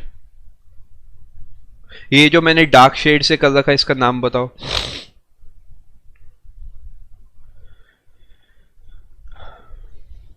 अब देखो साथ साथ मैं आपको बता दूं, रेटिना तो स्क्रीन है, रेटिना तो जो है वो स्क्रीन है। यहां पर बहुत लोगों को कंफ्यूजन है। देखो ये कॉर्निया, यहां पे नोट करो कॉर्निया, ये जो है ये तो स्क्रीन है, ये तो आपकी बैक में स्क्रीन है। ये जो आपकी स्क्रीन है इसे रेटिना बोलते हैं। यहां से आपकी इंफॉर्मेशन आगे जा रही है ऑप्टिक सेंटर में। यहां पर होता है एक आपका इस टाइप से कुछ बना होता है। अब ये जो सेंट्रल होल है इसे बोलते हैं प्यूपिल, और जो साइड में कवर कर रखी है जो मसल्स हैं या जो एरिया है जो इसे कॉन्ट्रैक्ट या बढ़ा रहा है उसे बोलते हैं आइरिस। लाइट एंटर जो कर रही है वो प्यूपिल के छोटे बड़े होने से करती है, यानी आइरिस और प्यूपिल मिलके काम करते हैं। कैसे करते हैं उसे ध्यान से देखो। अगर आप ज्यादा धूप में हो तो ये प्यूपिल छोटा हो जाएगा, यानी जो आइरिस है ये ज्यादा इसे दबा देगा।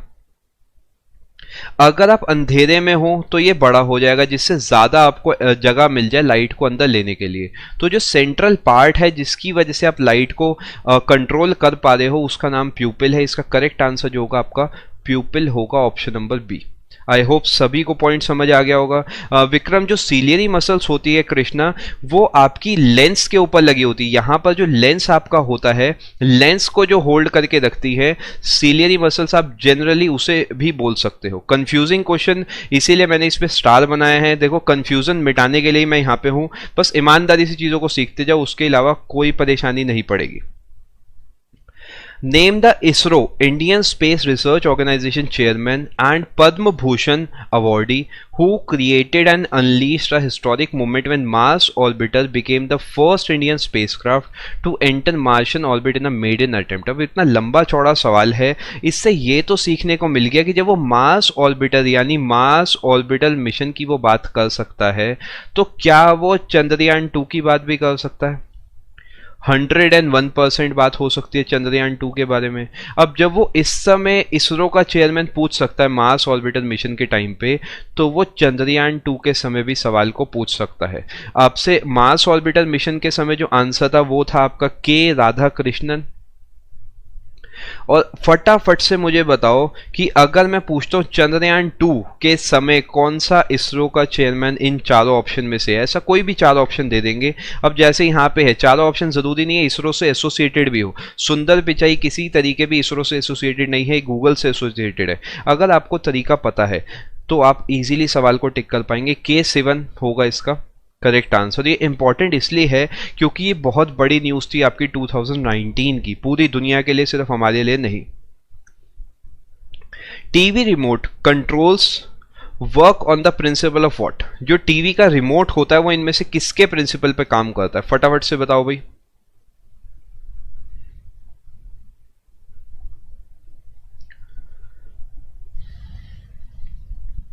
K7 पहले वाले का बिल्कुल सही आंसर है। Infrared waves option number 2, ultrasonic, laser, Bluetooth, चार ऑप्शन दिख रहे हैं। देखो डिकोड करना स्टार्ट करते हैं सवाल को। ब्लूटूथ टेक्नोलॉजी तो यार नहीं, ये तो बात गलत है। ब्लूटूथ तो बाद में आया है, आपका ब्लूटूथ टेक्नोलॉजी नहीं हो सकता। लेजर टेक्नोलॉजी भी नहीं हो सकता। लेजर क्यों नहीं हो सकता? क्योंकि लेजर को अगर हम बात करते हैं तो लेजर टेक्नोलॉजी टीवी रिमोट में इस्तेमाल नहीं की जा सकती। अल्ट्रासोनिक जो है सोनिक यानी आपका साउंड से जुड़ा है। आपका आंसर होगा इंफ्रारेड वेव्स। इंफ्रारेड वेव्स होती हैं जो ट्रैवल करती हैं आपके टीवी रिमोट के ऊपर वाले बल्ब से टीवी तक, और उसकी वजह से जो इंफॉर्मेशन होती है वो ट्रांसफर होती है। करेक्ट आंसर होगा ऑप्शन नंबर 2, इंफ्रारेड वेव्स। फिर से बता देता हूं, पीडीएफ के लिए कोई भी परेशान मत होना भाई, क्लियरली सुन लो। पीडीएफ मिल जाएगी टेलीग्राम चैनल पे, हमारे प्रतियोगिता मंत्रा पे आप सर्च करना, वहां पे सभी आपको कंपाइल्ड पीडीएफ चीजों की मिल जाएगी। Pierre Curie, Marie Curie, Henri Becquerel, ये बेक्यूरल और क्यूरी ये जो है ना, ये यूनिट भी है इस चीज की। जो आंसर है ना वो इनके नाम से इतने बेहतरीन तरीके जुड़ा हुआ है कि वो इनकी यूनिट भी है। रेडियो एक्टिविटी, एक्सरेज, थर्मोडायनेमिक्स या मिरर इमेजेस? बताओ भाई। रेडियो एक्टिविटी आ रहा है कुछ लोगों का आंसर, विक्रम, प्रसन्नजीत, पौना, खुशबू, मेहता, मीनू, अभिषेक, आरती, श्वेता का सेकंड आ रहा है, अभिषेक, अखिल, जूली ए, रेडियो एक्टिविटी, विजू सेकंड नहीं होगा विजू। देखो इसका करेक्ट आंसर आपका रेडियो एक्टिविटी होगा। उसका रीजन सुनो क्यों।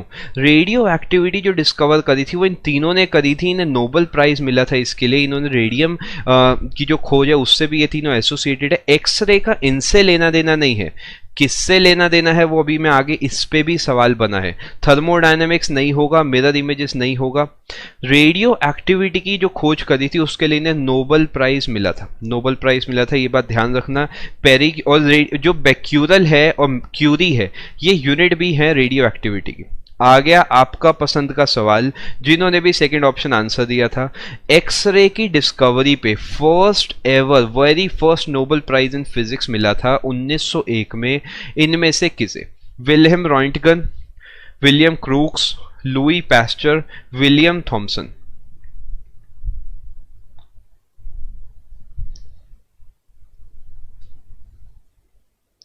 विल्हेम रॉन्टगन, इन्होंने एक्सरे का आविष्कार करा था। एक आपने फोटो भी जरूर देखी होगी, एक हाथ की फोटो है जिसे माना जाता है कि इन्होंने सबसे पहला जो एक्सरे का इमेज है वो है विल्हेम रॉन्टगन इसका बिल्कुल सही आंसर होगा। इन्होंने आविष्कार करा था एक्सरे का। आगे चलते हैं।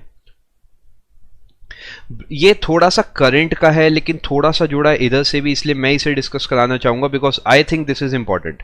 Brazilian physicist and astronomer dash was awarded the 2019 Templeton Prize worth rupees 1.4 million for his work blending science and spirituality। अब पॉइंट यहाँ पर इंपॉर्टेंट ये है कि हम लोग मानते हैं जो साइंस है हमारी उसका स्पिरिचुअल लाइफ से कोई लेना देना नहीं है, यानी जो हम फेथ वाली बातें करते हैं, भगवान है, ऐसा है, वैसा है, धर्म है, उसका साइंस से लेना देना नहीं है। लेकिन लिंक धीरे धीरे बनता जा रहा है साइंस और स्पिरिचुअलिटी के बीच में।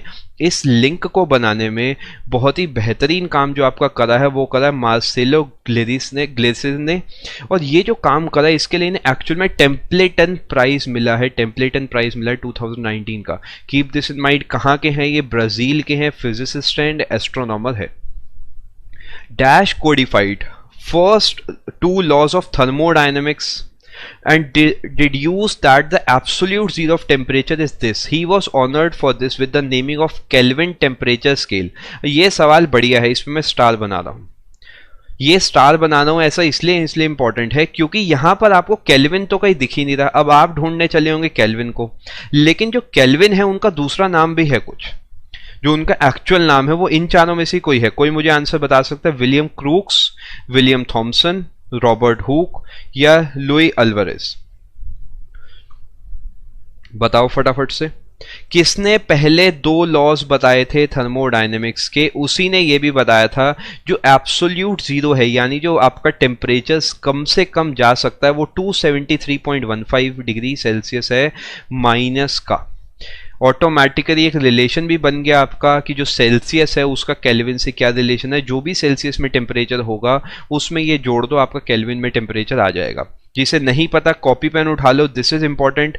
विलियम थॉमसन, फटाफट नोट करो। विलियम क्रूक्स नहीं होगा खुशबू, फटाफट से नोट करो। William Thomson would be the correct answer. इन्हें लॉर्ड केल्विन के नाम से भी जाना जाता था एंड विलियम थॉमसन इस सवाल का आपका सही आंसर होगा। जो पहले 2 लॉ हैं ये इन्होंने ही बनाए थे। आगे चलते हैं। Who invented the atomic battery in 1912? 1912 में आपकी एटॉमिक बैटरी किसने बनाई थी मैं आपको बता देता हूं। इनमें से किसने, जिसे भी ऑप्शन ब्लर दिख रहे हैं एक बार अगर वीडियो क्वालिटी बढ़ा सकते हो तो बेटर रहेगा आपके लिए। एटॉमिक बैटरी किसने बनाई थी? हेनरी मोजले। हेनरी मोजले ने एटॉमिक बैटरी का आपका आविष्कार करा था। बेंजामिन फ्रैंकलिन, लुई पैस्टल, अलेक्जेंड्रो वोल्टा इनसे डायरेक्टली एसोसिएटेड नहीं है एटॉमिक बैटरी से। हेनरी मोजले would be the correct answer. आगे चलो। अ नॉटिकल माइल, अब ये नॉटिकल माइल क्या है, इसकी जरूरत क्या है अलग से? A nautical mile is equal to dash. अब हम सड़क पे ट्रैवल करते हैं तो अपने लिए सीधा हम किलोमीटर या माइल में नाप लेते हैं, लेकिन जब हम ट्रैवल करते हैं ओशियन में, वाटर में, तो हमें लैटिट्यूड लॉन्गिट्यूड के हिसाब से चलना पड़ता है। इसीलिए जो आप ट्रैवल करते हो जब ओशियन के केस में, उस केस में आपको नॉटिकल माइल का आविष्कार आपको यूज करना पड़ता है। इसी से जुड़ा है नॉट, ये भी ध्यान में रखना। जो हम स्पीड नापते किलोमीटर पर आवर में, अगर इसी टाइप से अगर आप नॉट पर आवर में नॉटिकल माइल में नापने लगोगे तो उसमें नॉट एसोसिएट हो जाता है उस चीज से। आगे चलते हैं। 1852 मीटर्स का एक नॉटिकल माइल होता है। 1852 मीटर्स का। काफी सारे लोगों का आंसर गलत है। जिसका भी गलत है देखो, गलत होना, अगर अभी गलत है कोई टेंशन नहीं है, सेशन के बाद भी अगर गलत है तो दिक्कत की बात है। कॉपी पेन आई होप बिना मेरे कहे नोट कर ली होंगी ये चीजें। Option number C 1852, option number C आ रहा है सुथर का। सी नहीं होगा, 1852 होगा, फटाफट से नोट करो। Which of the following stars is nearest to the sun? Sun के सबसे पास कौन सा स्टार है? शुभम, आपको इसकी पीडीएफ जो है टेलीग्राम ग्रुप पे मिल जाएगी। प्रतियोगिता मंत्र आपको सर्च करना है, आपको सारी पीडीएफ कंपाइल्ड मिल जाएगी। Which of the following stars is nearest to the sun? Nearest to the sun इनमें से कौन सा है बताओ? सीरियस, डेनेब, प्रॉक्सिमा सेंचुरी, क्या होगा इनमें से आंसर? ये काफी ज्यादा आपने न्यूज में भी सुना होगा, ये नाम काफी बार आता है आपका न्यूज के अंदर, न्यूज़पेपर्स के अंदर। प्रॉक्सिमा सेंचुरी जो है ये आपका सबसे पास है सन के, और पास का मतलब ये नहीं है कि 2-4 साल में पहुंच जाओगे, लाइट ईयर्स डिस्टेंस है। लाइट ईयर क्या होता है कि लाइट एक साल में कितना ट्रैवल कर रही है, यानी वो एक्चुअल में बहुत ही बड़ा डिस्टेंस हो गया। ऐसा नहीं कि हम वहां जा सकते, अभी अपने पास इतनी बढ़िया टेक्नोलॉजी नहीं है कि हम एक्चुअल में वहां पे ट्रैवल कर पाए। नियरेस्ट टू द सन लिखो कॉपी में, आगे लिखो स्टार, आगे लिखो Proxima Centauri. A traditional battery, जो पहले बैटरी चलती थी, contains which of the following chemicals? कौन सा ऐसा केमिकल है जो उसमें पाया जाता है? सिर्फ एक बात ध्यान रखना, जो बैटरी है वो एसोसिएटेड किससे है?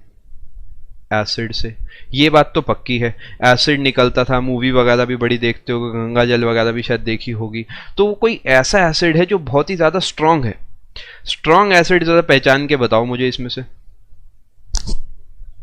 H2SO4, sulphuric acid, sodium bicarbonate ना, इथेनॉल नहीं, इथाइलिन ग्लाइकोल नहीं, सल्फ्यूरिक एसिड जो दिख रहा है, हाँ सर ये स्ट्रॉन्ग एसिड है, इसका मतलब सल्फ्यूरिक एसिड ही पाया जाता होगा आपका बैटरी के अंदर। अब इसमें क्या होता है, बैटरी के अंदर जो आयनाइजेशन होता है सल्फ्यूरिक एसिड का, जिससे आपकी जो पावर है वो प्रोड्यूस होती है। ऑप्शन नंबर 2 होगा H2SO4। फटाफट से नोट करो, जिसने नहीं नोट करा आगे चलते हैं। Which instrument is used to measure the intensity of light? यहीं पर बात रुक जानी चाहिए। Produced by an unknown source in terms of a standard source। अब इस बात का क्या मतलब है, इसे समझते हैं। इस बात का ये मतलब है कि आपके कहीं पे आपको पता है कि इससे सर्टेन अमाउंट ऑफ एनर्जी निकल रही है, इसके कंपैरिजन में इससे 5 टाइम्स एनर्जी निकल रही है, ऐसा कुछ यहाँ पे इसका मतलब है। यानी basically you are comparing the intensity of light of 2 sources, इससे वर्सेस इससे। डायनेमोमीटर तो डायनेमो तो एसोसिएटेड है इलेक्ट्रिसिटी मैग्नेटिज्म से, कैलिपर भी इससे एसोसिएटेड नहीं है। वर्नियर कैलिपर, अगर आप वर्नियर कैलिपर की बात करते हो तो वो मेजरमेंट से एसोसिएटेड है, वर्नियर कैलिपर। एमीटर की बात करते हो तो इलेक्ट्रिसिटी से एसोसिएटेड है। ऑप्शन ही अपने आप बचा फोटो। फोटो का मतलब है क्या, फोटो का मतलब लाइट, यानी लाइट को मीटर यानी नापने से जुड़ा हुआ कोई ऐसी चीज। आई होप पॉइंट समझ आ गया होगा। कोई ऐसी चीज जो इंटेंसिटी ऑफ लाइट को नापने में मदद करती है, फोटोमीटर होगा इसका सही answer. Identify the unit of measuring intensity of sound. Sound को जब आप नापते हो तो इनमें से किस में नापते हो, फटाफट से बताओ भाई। डेसिबल्स, कैंडेला, नॉट्स और एम्पियर। डेसिबल, डेसिबल और डेसिबल, कैंडेला, नॉट्स, एम्पियर। इसमें से बस मुझे बता दो कि अगर मैं एक बोट में बैठा हूं, आंसर आपके रेफरेंस के लिए जो है साउंड का भी मैं बताता हूं। एक बोट में बैठा हूं, बोट एक स्पीड से चल रही है, इन चारों में से किससे मैं उसकी स्पीड नापूंगा। एक बोट में बैठा हूं मैं, मान लो, किससे नापूंगा मैं इसकी स्पीड। कैंडेला, डेसिबल्स, नॉट से एम्पियर। देखें जरा कहां तक लेवल जा रहा है दिमाग का। बोट है, शिप है, सबमरीन है, कोई सी भी ऐसी चीज है, किससे नाप सकते हैं हम, नॉट से। अभी याद करो मैंने आपको बताया था नॉटिकल माइल की जब हमने बात करी थी, जो नॉटिकल माइल था वो आपको एसोसिएटेड था, वो आपका latitudinal distance, longitudinal, basically ocean से। ये था डिस्टेंस की यूनिट। जो नॉट है वो आपकी स्पीड की यूनिट है। कोई बोट है वो कितने नॉट से चल रही है, हम इस टाइप से बोलते हैं चीजों को। इस साउंड वाले का आंसर होगा डेसिबल, और नॉट वाला जो मैंने अभी आपसे बोट का पूछा था, ये जो बोट मैंने आपको बना के दी है, ये बोट की स्पीड से ट्रैवल कर रही है, इसका आंसर आप देंगे एक्स नॉट्स, यानी इतने नॉट्स में, यानी नॉट्स होगी इसकी, नॉट होगी इसकी यूनिट। आगे चलो। According to dash, pressure is equal to the force divided by area on which it acts. अब प्रेशर वर्ड आते ही अब आपने प्रेशर वर्ड से किसी चीज को एसोसिएट कर रखा है। एक और स्टेटमेंट बताता हूं, pressure is transmitted equally in all directions. ये स्टेटमेंट ज्यादा आपने सुनी होगी मैं जानता हूं, लेकिन फिर भी कोशिश करो ऑप्शंस को एलिमिनेट करो कि कौन कौन सा नहीं हो सकता, कौन कौन सा नहीं हो सकता, फटाफट से हटाओ। न्यूटन लॉ हो सकता है सर, न्यूटन लॉ अगर आप फोर्स की बात करो तो फोर्स और एरिया का रिलेशन नहीं देता, ये देता आपका मोमेंटम, बेसिकली वेलोसिटी एक्सेलरेशन से लेना देना, ये नहीं हो सकता। स्टीफन बोल्ट्जमैन लॉ जो है वो आपका रेडिएशन से एसोसिएटेड है, ब्लैक बॉडी रेडिएशन से, ये भी नहीं हो सकता। हुक्स लॉ जो आपका है ये आपका इलास्टिसिटी वगैरह से रिलेटेड है, ये भी नहीं हो सकता। क्या बचा, पास्कल्स लॉ बचा, जो कि ऑटोमेटिकली आपका रिलेट करता है प्रेशर से। तो डबली श्योर हम होगा कि इसका आंसर होगा पास्कल्स लॉ, यानी ये कह रहा है pressure is equal to the force divided by the area on which it acts. जैसे कि अगर मैं आपसे बात करता हूं, इस टाइप से कोई एरिया है, अब मैं कोई एक ऑब्जेक्ट यहां पे रख रहा हूं, इस टाइप से मैंने रखा है, ये 10 किलो का ऑब्जेक्ट है, ये केस नंबर 1 है, यही केस नंबर 2 है, मैंने इसे ऐसे रख रखा है। तो बस मुझे, ये भी 10 किलो का है, मुझे बताओ ज्यादा प्रेशर मोर किस में होगा, 1 में या 2 में? प्रेशर ज्यादा किस में होगा? अगर मैं फ्लोर की बात करता हूं, 1 में या 2 में ज्यादा प्रेशर किस पे होगा, 1 में या 2 में?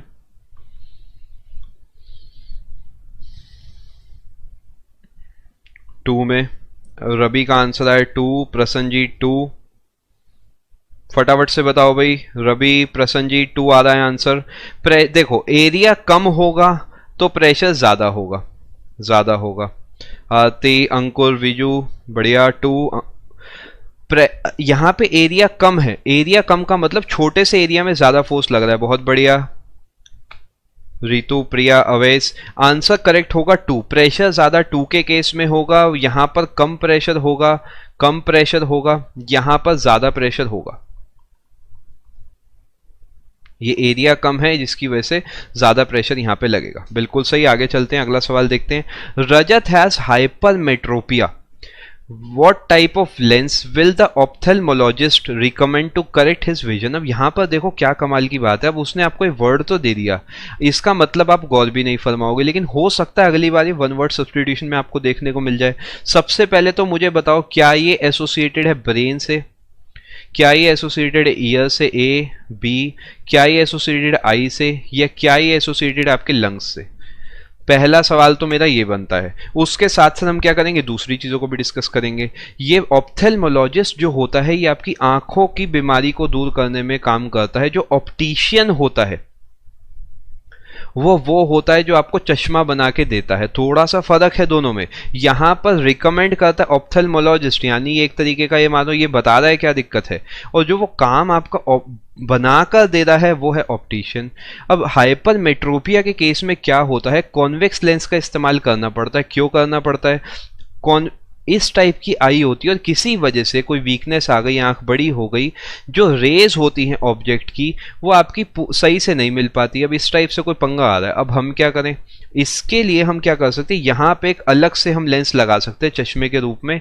तो ये रेस थोड़ी सी आगे मिलते मिलते यहाँ पर आपकी सही रेटिना के ऊपर मिल जाएगी और इमेज बन जाएगी साफ।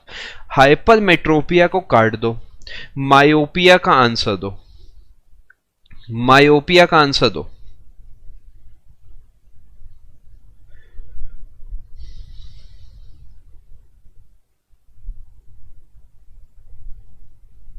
मायोपिया का आंसर आ रहा है खुशबू, आरती, रवि, अमित, प्रसन्नजीत, प्रिया। कॉनकेव, बिल्कुल सही, कॉनकेव आएगा मायोपिया के केस में आंसर, और हाइपरमेट्रोपिया के केस में आएगा कॉन्वेक्स, बिल्कुल सही। विक्रम, अमित, मयंक, विजू। आगे चलते, the term blood moon is use to refer to क्या? जो ब्लड मून एक टर्म है, ये आपने सुना होगा। ब्लड मून इसे इसलिए बोलते हैं क्योंकि चांद इस समय लाल रंग का हल्का सा दिखता है, यानी कुछ ना कुछ जरूर चांद पे हो रहा है जो हमें अर्थ से दिख रहा है लाल रंग का। अब सबसे पहली तो बात मैं ये बताता हूँ, बहुत लोगों को कंफ्यूजन होती है कि लूनर एक्लिप्स और सोलर एक्लिप्स सर नहीं समझ आ रहा कौन सा कब हो सकता है। मैं सबसे पहले तो आपको इसका तरीका बताता हूँ कैसे आपको पहचानना है। 3 चीजें हैं अपने पे, एक है सन, एक है मून, एक है अर्थ। मुझे बताओ इसमें से क्या प्रैक्टिकली पॉसिबल नहीं है। पहला कॉम्बिनेशन तो ये है, दूसरा कॉम्बिनेशन ये है, तीसरा कॉम्बिनेशन है अर्थ, सन, मून। यानी ऐसा 1, 2 और 3 में से क्या है जो बन ही नहीं सकता। अरे ध्यान से देखो, क्या अर्थ और मून के बीच में सन आ सकता है? प्रैक्टिकली पॉसिबल ही नहीं है। सन कितना बड़ा है, क्या अर्थ और मून के बीच में आ सकता है? तो ये तो है ही नहीं पॉसिबिलिटी। सिर्फ ये तो बचे, इन्हें हमें डिकोड करना है। डिकोड करने का भी तरीका समझो कि अगर सन यहां पर है और आपका अर्थ यहां पर है और मून बीच में है, तो इसका मतलब इस एरिया में कुछ पंगा हो रहा होगा, यानी इस समय यहां पर तो दिन हो रहा होगा। सोच के देखो, अब दिन हो रहा है और सूरज से कोई बात जुड़ी है, तो क्या मैं इसे सूर्य ग्रहण बोल सकता हूं? क्या ये सोलर एक्लिप्स का केस है? पहले वाला बताओ। नंबर 1, क्या ये सोलर एक्लिप्स का केस है? क्योंकि दिन में हो रहा होगा तभी तो देखो यहां से रेज आके टकरा रही होंगी, यहां अंधेरा हो रहा होगा, यहां पर कुछ नहीं दिख रहा होगा। अम्ब्रा, पेनम्ब्रा, ये सब केसेस जो बनते हैं अपने, हाँ ये सोलर एक्लिप्स का केस हो गया। दूसरा केस समझो, अगर सन तो हमने यहीं पे छोड़ दिया, हमने आगे क्या करा, अर्थ को बीच में ले लिया, मून को यहां पे ले लिया। अब ये जो केस बन रहा है कि भैया चांद सही से नहीं दिख पा रहा, तो क्या ये रात को होगा? क्योंकि हमें तो इस एरिया में दिखेगा ना कि चांद नहीं दिख रहा, तो ये होगा रात को, यानी ये अपने लिए रात वाली कंडीशन होगी। रात को चांद वाला पंगा होता है तो यानी लूनर एक्लिप्स होगा इस केस में आंसर अपना। और यहां पर होता क्या है उस चीज को भी ध्यान से समझो, जो अर्थ की आपकी सरफेस है, जो एटमॉस्फेयर अर्थ के चारों तरफ है, उससे जब सन की रेस टकरा कर जाती हैं तो यहां पर वो टूट जाती है। टूटकर क्या होता है, आगे तक बाकी नहीं जा पाती, सिर्फ रेड जा पाती है, क्योंकि रेड की वेवलेंथ अलग होती है, रेड का जो डिस्पर्जन डेविएशन होता है वो कम होता है, कम डेविएट होती है। तो चांद के ऊपर हल्की लाल रंग की आपको लेयर दिखती है। लाल रंग से अगर आपको दिखेगा तो क्या मैं कह सकता हूं ब्लड जैसा दिखेगा। ब्लड जैसा दिखने के चक्कर में से ब्लड मून नाम दिया जाता है। सभी लोग भाई एक बार मुझे बताओ, सभी को पूरा का पूरा लूनर एक्लिप्स और सोलर एक्लिप्स समझ आया या नहीं आया? इससे बाहर एक्लिप्स में सवाल नहीं बनना, अगर इतना कर लिया तो समझो सब कर लिया।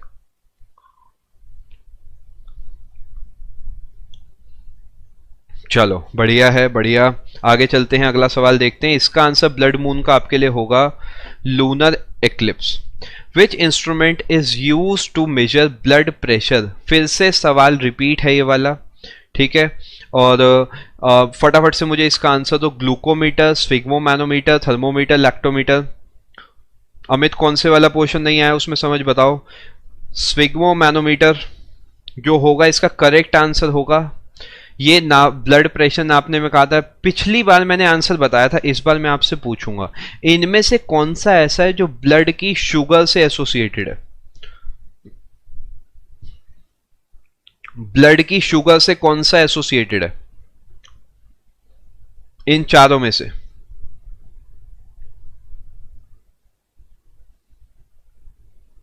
अमित अभी इस वाले क्वेश्चन पे फटाफट से फोकस करते हैं, सेशन एंड होने के बाद एक बार उसे अच्छे से दोबारा देखना, डेफिनेटली समझ आ जाएगा। ग्लूकोमीटर, ग्लूकोमीटर ब्लड की शुगर से यानी ग्लूकोज से एसोसिएटेड है। और स्फिग्मोमैनोमीटर जो है आपका ब्लड प्रेशर से एसोसिएटेड है। बिल्कुल सही। आगे चलते हैं। टेम्परेचर से एसोसिएटेड है थर्मोमीटर। लैक्टोमीटर जो आपका है वो एसोसिएटेड है मिल्क की प्योरिटी से। ओरियन कंस्टेलेशन जो होता है, ओरियन कंस्टेलेशन जो होता है वो इन चारों में से कौन सा होता है? बढ़िया सवाल है ये। इससे 2-3 सवाल हैं, सिंगल सवाल नहीं, बहुत सारे सवाल देखने को मिले। ओरियन कॉन्स्टेलेशन जो होता है, और हमेशा ध्यान रखना इन चीज़ों को फोटो से अगर पढ़ोगे ना बेहतरीन तरीके याद होगी। ओरियन कॉन्स्टेलेशन में क्या होता है कि इस टाइप का जो आपके जो तारे होते हैं, कॉन्स्टेलेशन होता है जब बहुत सारे तारे अगर आपको एक साथ दिख रहे तो कोई पैटर्न सा बना रहे हैं। वो जो पैटर्न बनता है जो आपको यहाँ अर्थ पे से दिखता है उसे कॉन्स्टेलेशन आप नाम देते हो। अलग अलग कॉन्स्टेलेशन होते हैं बहुत सारे। तो ओरियन कॉन्स्टेलेशन जो होता है वो कुछ ऐसा दिखता है कि इस टाइप से आप कुछ मानो कि एक हाथ में उसने एक चीज पकड़ रखी है, दूसरे हाथ में उसने एक चीज पकड़ रखी है। आपको क्यों ना मैं फोटो से ही दिखाऊं। ये हंटर जो केस है, मुझे बताओ क्या अब भूलोगे? अब समझ रहे हो ना, एक हाथ में उसने पकड़ा हुआ है तलवार, एक हाथ में उसने पकड़ा हुआ है तीर कमान। अब नहीं भूलोगे, मुझे ऐसा उम्मीद है।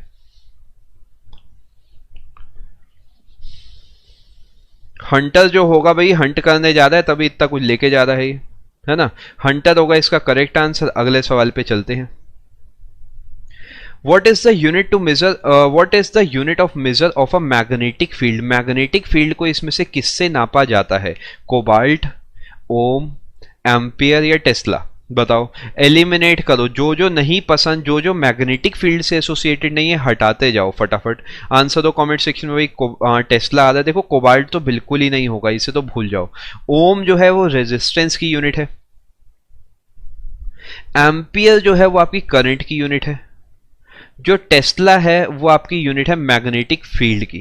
मैग्नेटिक फील्ड, टेस्ला एक और कंपनी भी है, एलॉन मस्क आपने नाम सुना होगा। एलॉन मस्क, टेस्ला और स्पेस एक्स, ये तीनों चीज़ें बहुत न्यूज़ में रहती हैं। हल्का हल्का फॉलो करते हुए चलना। एलॉन मस्क इन दोनों कंपनीज की सीईओ है। ये इलेक्ट्रिक कार्स बनाती हैं और ये आपका स्पेस से एसोसिएटेड कंपनी है, स्पेस एक्स। आगे चलते हैं। Which one of the following is the largest recognized constellation? इनमें से सबसे बड़ी कॉन्स्टेलेशन जो हम मानते हैं कौन सी है? एंटिला, डोराडो, क्रक्स या हाइड्रा? बताओ भाई, हाइड्रा, क्रक्स, डोराडो, एंटिला। मैं आपको हिंट देता हूं, कुछ सांप से जुड़ा हुआ है। एंटिला नहीं होगा प्रसन्नजीत। ऑप्शन नंबर 4 आ रहा रवि का, फटाफट से बताओ। एंटिला,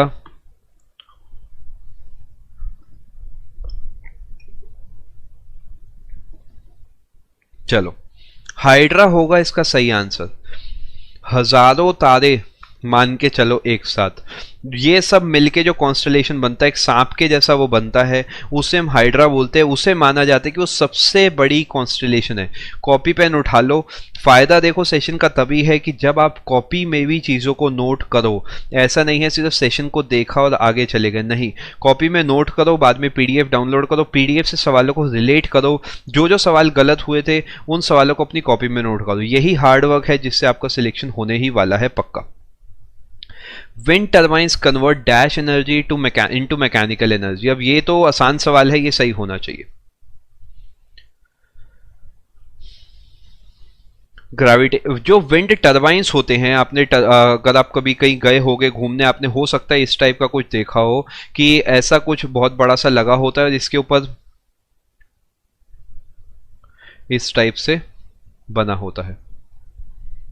ये विंड टर्बाइंस क्या करती हैं, ठीक है, ग्रेविटेशन को, काइनेटिक को, न्यूक्लियर को, केमिकल को। ये जो हवा आ रही होती है, हवा की जो काइनेटिक यानी मोशन वाली एनर्जी है, मूवमेंट वाली एनर्जी है, इसे कन्वर्ट करता है पावर के अंदर। इस टाइप से पंखा जो घूमता है, ये घूमता ही इसी वजह से क्योंकि जो हवा है वो इस पंखे की ब्लेड्स को धक्का देती है। काइनेटिक होगा बिल्कुल सही आंसर। आगे चलते हैं। द अप्रोक्सीमेट डायमीटर, स्टार बना रहा हूं, बढ़िया सवाल है, of the sun is dash times the diameter of earth. जो सन का डायमीटर है यानी जो सन का ये वाला दूरी है, ये अर्थ के कितने गुना है? करीब करीब 146, 109, 123, 92। ये बढ़िया सवाल था, कॉपी में मेरे हिसाब से आपकी होना चाहिए। जहां पर भी मैं स्टार बना रहा हूं इसका मतलब ये है कि वो फ्यूचर के लिए भी आपके लिए बहुत इंपॉर्टेंट है। डायमीटर करीब करीब 109 गुना आपका चलता है सन और अर्थ के डायमीटर्स का रेशियो। यानी अगर मैं सन के डायमीटर लिखूं तो आप ये कह सकते हो 109/1 का इसका रेशियो चलता है। डायमीटर्स का रेशियो याद रखना, वॉल्यूम्स का रेशियो बिल्कुल भी नहीं है। आगे चलते हैं।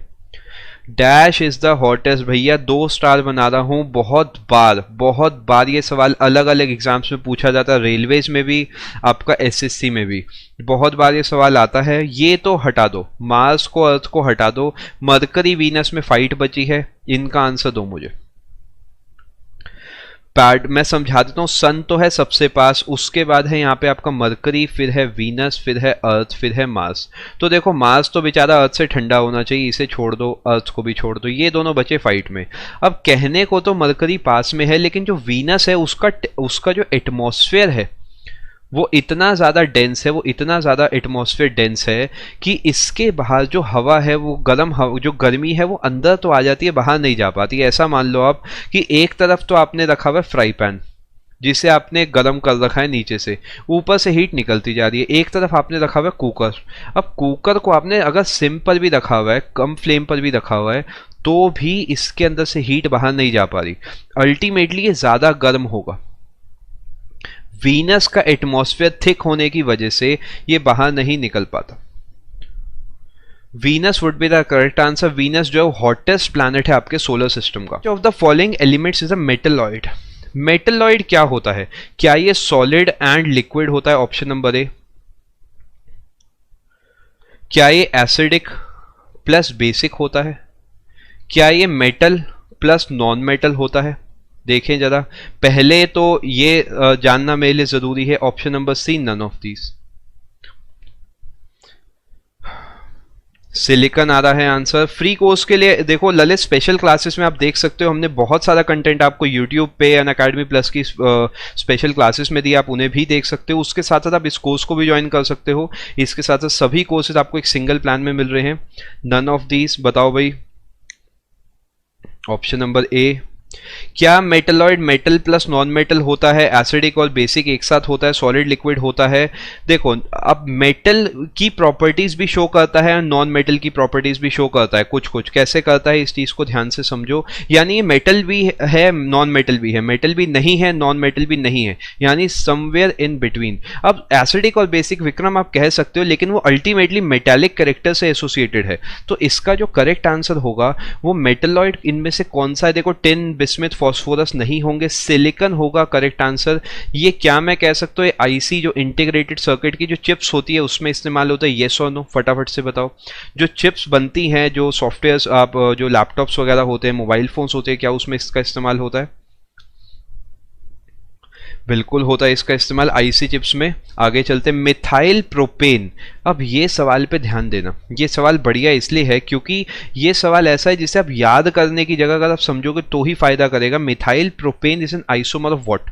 मिथाइल प्रोपेन क्या मैं कह सकता हूँ इस टाइप से बनेगा, यानी एक प्रोपेन मैंने बनाया, प्रोप का मतलब 3, मिथ का मतलब 1, मैंने प्रोपेन बनाया, उसके ऊपर एक मिथाइल चिपका, ये किसका आइसोमर है, यानी किसका भाई है, किसका रिश्तेदार है, किसका कजन है?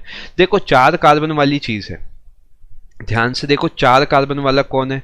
पेंटेन तो 5 होता है, प्रोपेन तो 3 होता है, हेक्सेन तो 6 होता है, ब्यूटेन तो 4 होता है। अरे सर यहां भी 4 है, यहां भी 4 है, इसका मतलब अपना काम बन गया, एन ब्यूटेन, यानी सीधा सीधा ऐसा बनाया, ये तो है एन ब्यूटेन। और अगर 3 के ऊपर मैंने यही वाला हटा के यहां पर लगा दिया, यानी ऊपर बना दिया, तो ये हो गया आपका मिथाइल प्रोपेन। बिल्कुल सही, नॉर्मल ब्यूटेन, एन ब्यूटेन, बिल्कुल सही आंसर आ रहा है सभी का। आगे चलते हैं भाई। Which gas in its solid state is also known as dry ice?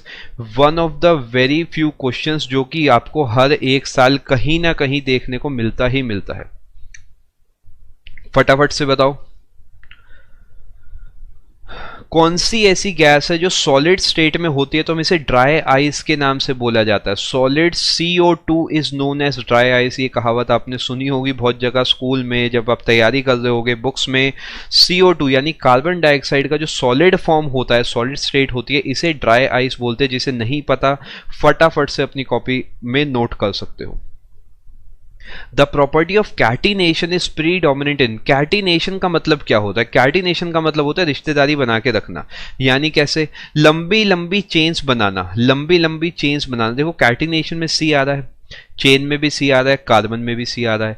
Carbon की ऐसी प्रॉपर्टी खास होती है कि लंबी लंबी चेन्स बनाता है। चेन बनाने की प्रॉपर्टी यानी लंबे लंबे पॉलीमर्स बनाना, ये प्रॉपर्टी सिर्फ कार्बन में पाई जाती है। इसलिए कैटिनेशन जो शो करता है सबसे ज्यादा कार्बन ही शो करता है। इसी वजह से आपने देखा होगा आपके आसपास जितनी भी चीजें उनमें से मैक्सिमम चीजें ऐसी हैं जो कार्बन से किसी ना किसी तरीके एसोसिएटेड हैं।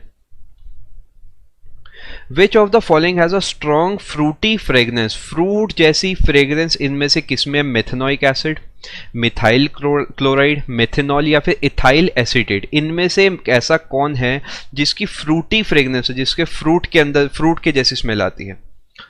4 वैलेंस इलेक्ट्रॉन, बिल्कुल सही। इथाइल एसीटेट आ रहा है। प्रिया, खुशबू, विक्रम, अमित, सभी लोग आओ भाई फटाफट से कमेंट सेक्शन में। इथाइल आ रहा है। मैं ये कहूंगा यहीं पे चीजों को निपटाओ, सीखो, फिर आगे बढ़ो।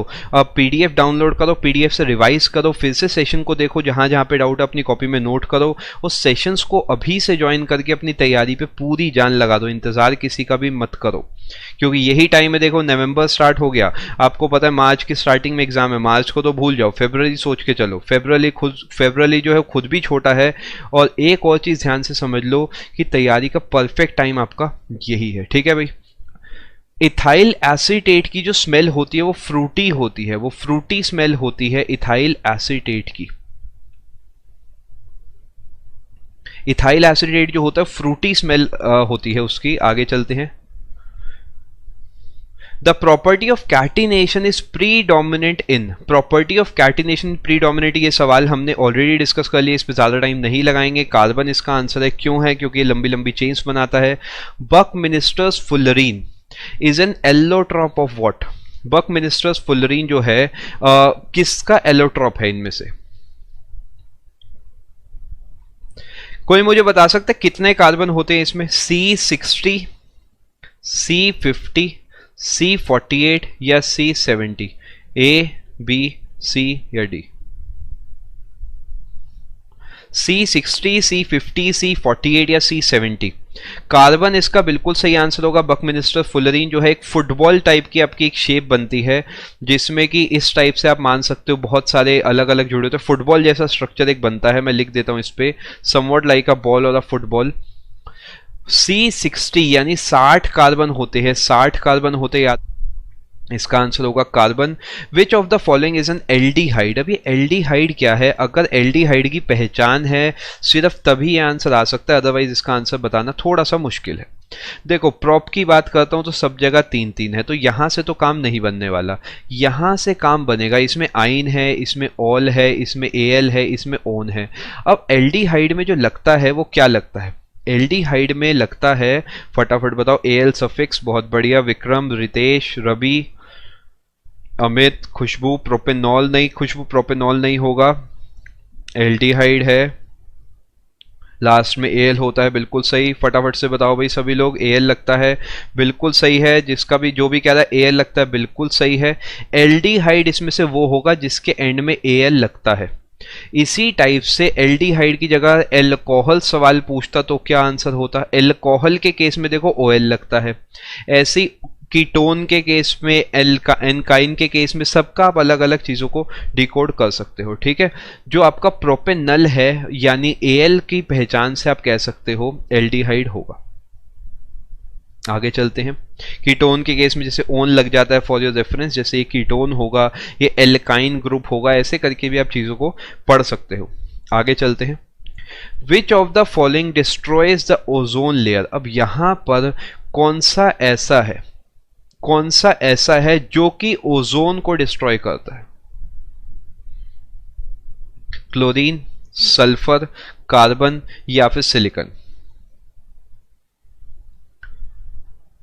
सल्फर, कार्बन या सिलिकॉन। देखो कार्बन नहीं होगा, अगर सिर्फ कार्बन है, विक्रम एक बार सोच के देखो, CFC जो है ना वो क्लोरोफ्लोरोकार्बन, बेसिकली उसमें क्लोरीन भी है, फ्लोरीन भी है, कार्बन भी है। अब यहां पर कार्बन क्लोरीन में हो गई डिबेट, फिर किसे चूज करा जाए। देखो रवि मैं एक बात बताता हूं, अल्टीमेटली आपको कुछ ईमानदारी खुद से भी रखनी है कि आपको क्वेश्चन पढ़ना है, उससे आपको खुद ट्राई करना है। It will be more of your honesty kind of a thing. Are you understanding the point, कि ऐसा नहीं है आंसर ग्रे हो रहा है, ऐसा हो रहा है, वैसा हो रहा है। Try to understand the whole concept of this class, इसका पूरा फायदा उठाओ चीजों का। Chlorine, sulphur, carbon, silicon, ozone layer को डिस्ट्रॉय करने में जो मेन कल्प्रिट है वो आपका है क्लोरीन। ये सवाल रिपीट है, इस पे ज्यादा टाइम नहीं लगाएंगे हम। What is deposited on iron in the process of galvanization। अभी galvanization वर्ड को देखते ही दो चीजें होती है, एक तो आयरन होता है और यहाँ पे एक और चीज होती है, बचपन में शायद पढ़ा होगा, मैं आपको बता देता हूँ। जिसमें आयरन के ऊपर किसी और चीज की लेयर जमा हो जाती है जिससे उसके रस्टिंग को रोका जाता है। रस्टिंग को रोकने के लिए इसका इस्तेमाल करा जाता है जिंक बिल्कुल सही आंसर होगा। जिंक जो होता, अब मुझे फटाफट से कॉम्बिनेशन बताओ कि अंदर जिंक होता है, ऊपर आयरन होता है, ये तो है कॉम्बिनेशन नंबर 1। कॉम्बिनेशन नंबर 2 बताओ, अंदर आयरन होता है, ऊपर जिंक होता है। कॉम्बिनेशन नंबर 1 सही है, कॉम्बिनेशन नंबर 2 सही है।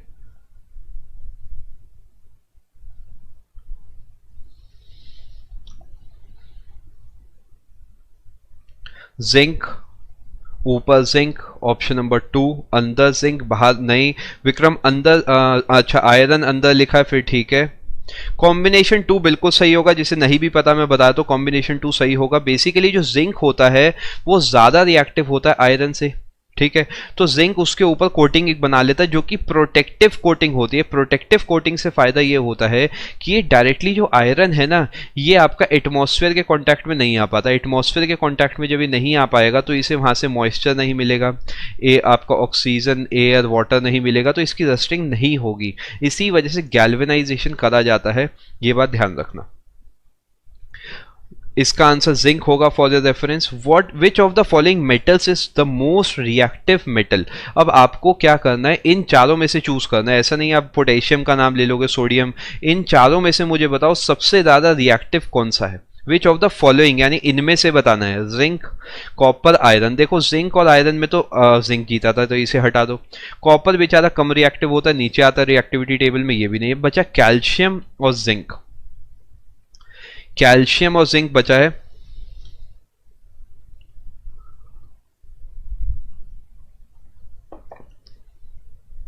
कैल्शियम होगा बिल्कुल सही आंसर। जो कैल्शियम है सबसे ज्यादा रिएक्टिव है इन चारों में से, ये तीन नहीं है, कैल्शियम होगा इसका सही आंसर।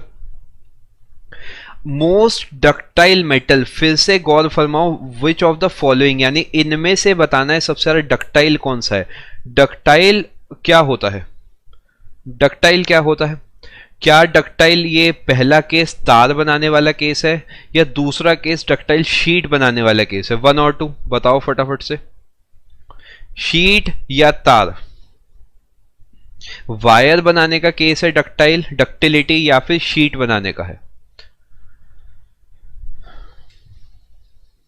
गोल्ड, गोल्ड बिल्कुल सही आ रहा है आपका आंसर, जिस जिसका भी गोल्ड आ रहा है। खुशबू, वीजू, हरित, अमित, विक्रम, प्रिया, वायर, वायर बिल्कुल सही, बिल्कुल सही।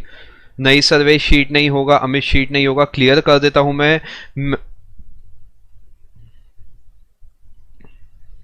एक चीज होती है मैलिएबिलिटी, एक चीज होती है डक्टिलिटी, दोनों में फर्क समझना। एक होती है मैलिएबिलिटी, एक होता है डक्टिलिटी। डक्टिलिटी जो होती है वायर्स, पतली, बेसिकली पतली तार बनाने की प्रॉपर्टी होती है। पतली शीट बनाने की प्रॉपर्टी जो है आप कह सकते हो मैलिएबिलिटी है, और दोनों इंटर रिलेटेड होती है। ऐसा बिल्कुल मत समझना कि दोनों अलग अलग चीजें हैं। Let me be very clear on this, दोनों चीजें एसोसिएटेड एक दूसरे से ही है, आपको पता होना चाहिए, ठीक है। अब डक्टाइल जो है, इनमें से कौन सा है? गोल्ड सबसे ज्यादा डक्टाइल है।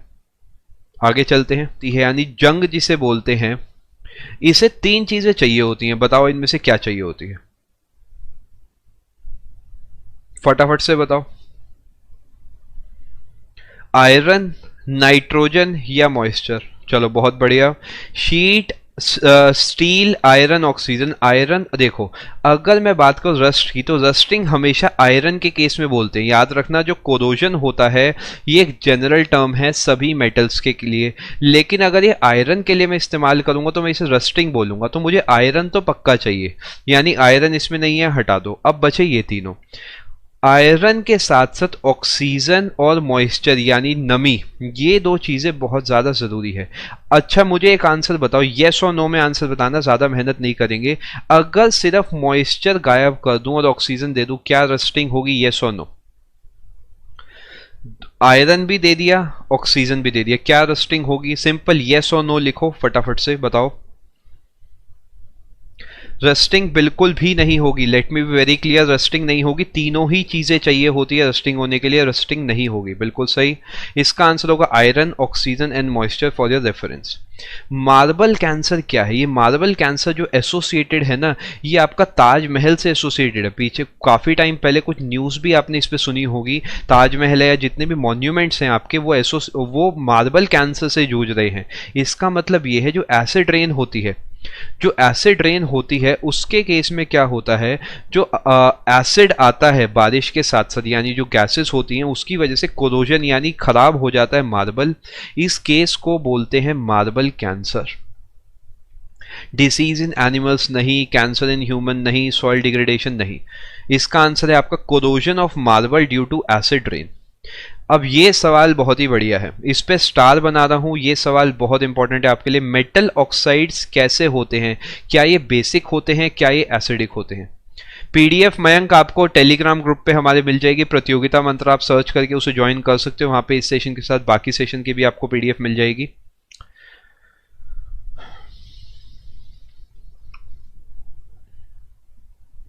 बेसिक होते हैं, बिल्कुल सही। सवाल को थोड़ा सा पलटता हूं, नॉन मेटेलिक ऑक्साइड या नॉन मेटल के जो ऑक्साइड्स होते हैं वो कैसे होते हैं? एसिडिक होते हैं या बेसिक होते हैं? ए एसिडिक या बी बेसिक? बस इतना बता दो, बाकी बातें नहीं करेंगे। चलो बढ़िया, एसिडिक या बेसिक? नॉन मेटल, देखो मेटल ऑक्साइड का याद रखना, मेटल ऑक्साइड बेसिक होते हैं, जो नॉन मेटल के ऑक्साइड होते हैं वो एसिडिक होते हैं। कॉपी में नोट कर लो, वेरी इंपॉर्टेंट। आगे चलो, नॉन मेटेलिक ऑक्साइड, जो मेटेलिक ऑक्साइड होते हैं वो बेसिक इन नेचर होते। ये सवाल क्या मैं कह सकता हूं रिपीटेड है, येस और नो? बस पहले तो इतना बताओ, क्या एसएससी ने खुद ही इसका आंसर हमें दे रखा था पहले से? अगर हम प्रीवियस ईयर क्वेश्चंस को फॉलो करने वाले ईमानदारी से इंसान हैं तो हम इसका आंसर ऑलरेडी जानते हैं एसएससी के द्वारा ही। इलेक्ट्रॉन किसने डिस्कवर करा? जे थॉमसन ने। अब कभी वो पूछेगा जी जे थॉमसन ने क्या डिस्कवर करा? इलेक्ट्रॉन। बात तो वही है, अगर कॉन्सेप्ट पकड़ लिया समझो सब कुछ पकड़ लिया। law of octaves says that if the chemical elements are arranged according to increasing atomic weight। अब यहाँ पे पहले समझ लो इस सवाल को, आंसर जानने से ज़्यादा ज़रूरी इसका मतलब है। यानी अगर मैंने एटॉमिक वेट के हिसाब से सबको अरेंज कर लिया, इस हिसाब से मैंने सबको अरेंज कर लिया ऐसा कुछ, तो जो सेम होंगे फिजिकल केमिकल प्रॉपर्टी वो हर कितने एलिमेंट के बाद आएंगे, अब यहां पर लोग ढूंढते हैं 8 को। ये तो एसएससी ने मेहरबानी करी, यहां पे 8 नहीं लिखा। अगर 8 लिख देता, ऑक्टेव देखते हम 8 पे टिक करते, लेकिन 8 इसका गलत आंसर होगा। एट्थ है, यानी हर 7 के बाद यानी हर 8वां, एट्थ, यानी आफ्टर एवरी 7 एलिमेंट्स जो होगा वो फिजिकल प्रॉपर्टी जो होंगी दोबारा घूम घूम के सामने आएगी। 7 आंसर होगा, बिल्कुल सही। थर्ड ऑप्शन 7 इसका आंसर होगा। जिसे भी नहीं समझ आया होगा ध्यान से देखो। इन हिज पीरियोडिक टेबल, बढ़िया सवाल है और ये अपने आप में बहुत बड़ा भी सवाल बनता है। मेंडलीव जो था उसने कौन से एलिमेंट को जगह नहीं दे पाया था, इनमें से कौन सा ऐसा है जिसे वो जगह नहीं दे पाया था? Oxygen, carbon, nitrogen, hydrogen. 7 के बाद का मतलब ये कि हर every eighth element will be having similar properties, यानी बीच में कितने होंगे? 7। हाइड्रोजन के साथ पंगा क्या था? हाइड्रोजन के पास 1 था। अब इसे ये समझ नहीं आ रहा था कि मैं इसे हाइड्रोजन प्लस मानूं या हाइड्रोजन माइनस मानूं, यानी अगर ये दे देगा, ये हैलोजन से भी मैच कर रहा था, यानी आखिरी वाले से जो पहले वाले होंगे, यानी इन्हें एक की कमी है। हम कह सकते हैं इस पे एक फालतू है, जी हाँ फालतू है, इस पे एक की कमी है, जी हाँ कमी है। तो इस वजह से कंफ्यूजन ये बना रहा था, और ये अभी भी कंफ्यूजन आप कह सकते हो, पूरे तरीके सॉर्ट नहीं हुआ, लेकिन फिर भी हम अपना काम आसानी से बना सकते हैं। हाइड्रोजन इसका आंसर होगा। मेंडलीव जो है वो करेक्ट पोजिशन हाइड्रोजन को नहीं दे पाया था, बिल्कुल सही आंसर है। आगे चलते हैं। What is the dominant chemical present in vinegar? Vinegar का पहले तो मुझे हिंदी मतलब बताओ, हिंदी में क्या बोलते हैं विनेगर को? विनेगर को हिंदी में क्या बोलते हैं? फिर मुझे आंसर बताओ। Malic acid, ethanoic acid, sulphuric acid या फिर फॉर्मिक एसिड। अगर हिंदी मतलब पता है, सिरका मेरे पास आंसर आया CH3COOH, एसिटिक एसिड, सिरका। अब देखो सिरका जो होता है वो खट्टा होता है, लेकिन वो बहुत ज़्यादा खट्टा भी नहीं होता भाई, आपके खाने की चीज़ों में डलता है, तो ये सल्फ्यूरिक एसिड तो नहीं होगा। मैलिक एसिड हमने ऑलरेडी पढ़ लिया, एप्पल से जुड़ा है। फॉर्मिक एसिड जुड़ा है आंटीबाइट से। ऑब्वियसली इथेनोइक एसिड ही बचा है, यही आंसर होगा। और वैसे भी ध्यान रखो, विनेगर से एसोसिएटेड एक और होता है एसिडिक एसिड, भी कभी कभार ऑप्शन में देखने को मिलता है, ध्यान रखना। एसिडिक एसिड भी ऑप्शन में आपको देखने को मिलता है। इथेनोइक एसिड होगा इसका सही answer. Is the popular name of ascorbic acid. ये सवाल भी रिपीट है, ये सवाल रिपीट है, केमिस्ट्री का भी सवाल बनता है, इसी वजह से मैं यहाँ पे आपको डिस्कस करा रहा हूँ।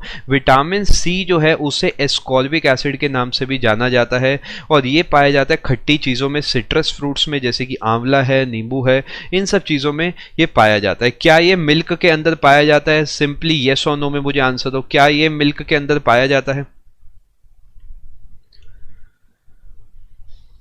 मिल्क के अंदर ये नहीं पाया जाता, keep this in mind. Milk के अंदर जो सिट्रिक एसिड है वो नहीं पाया जाता।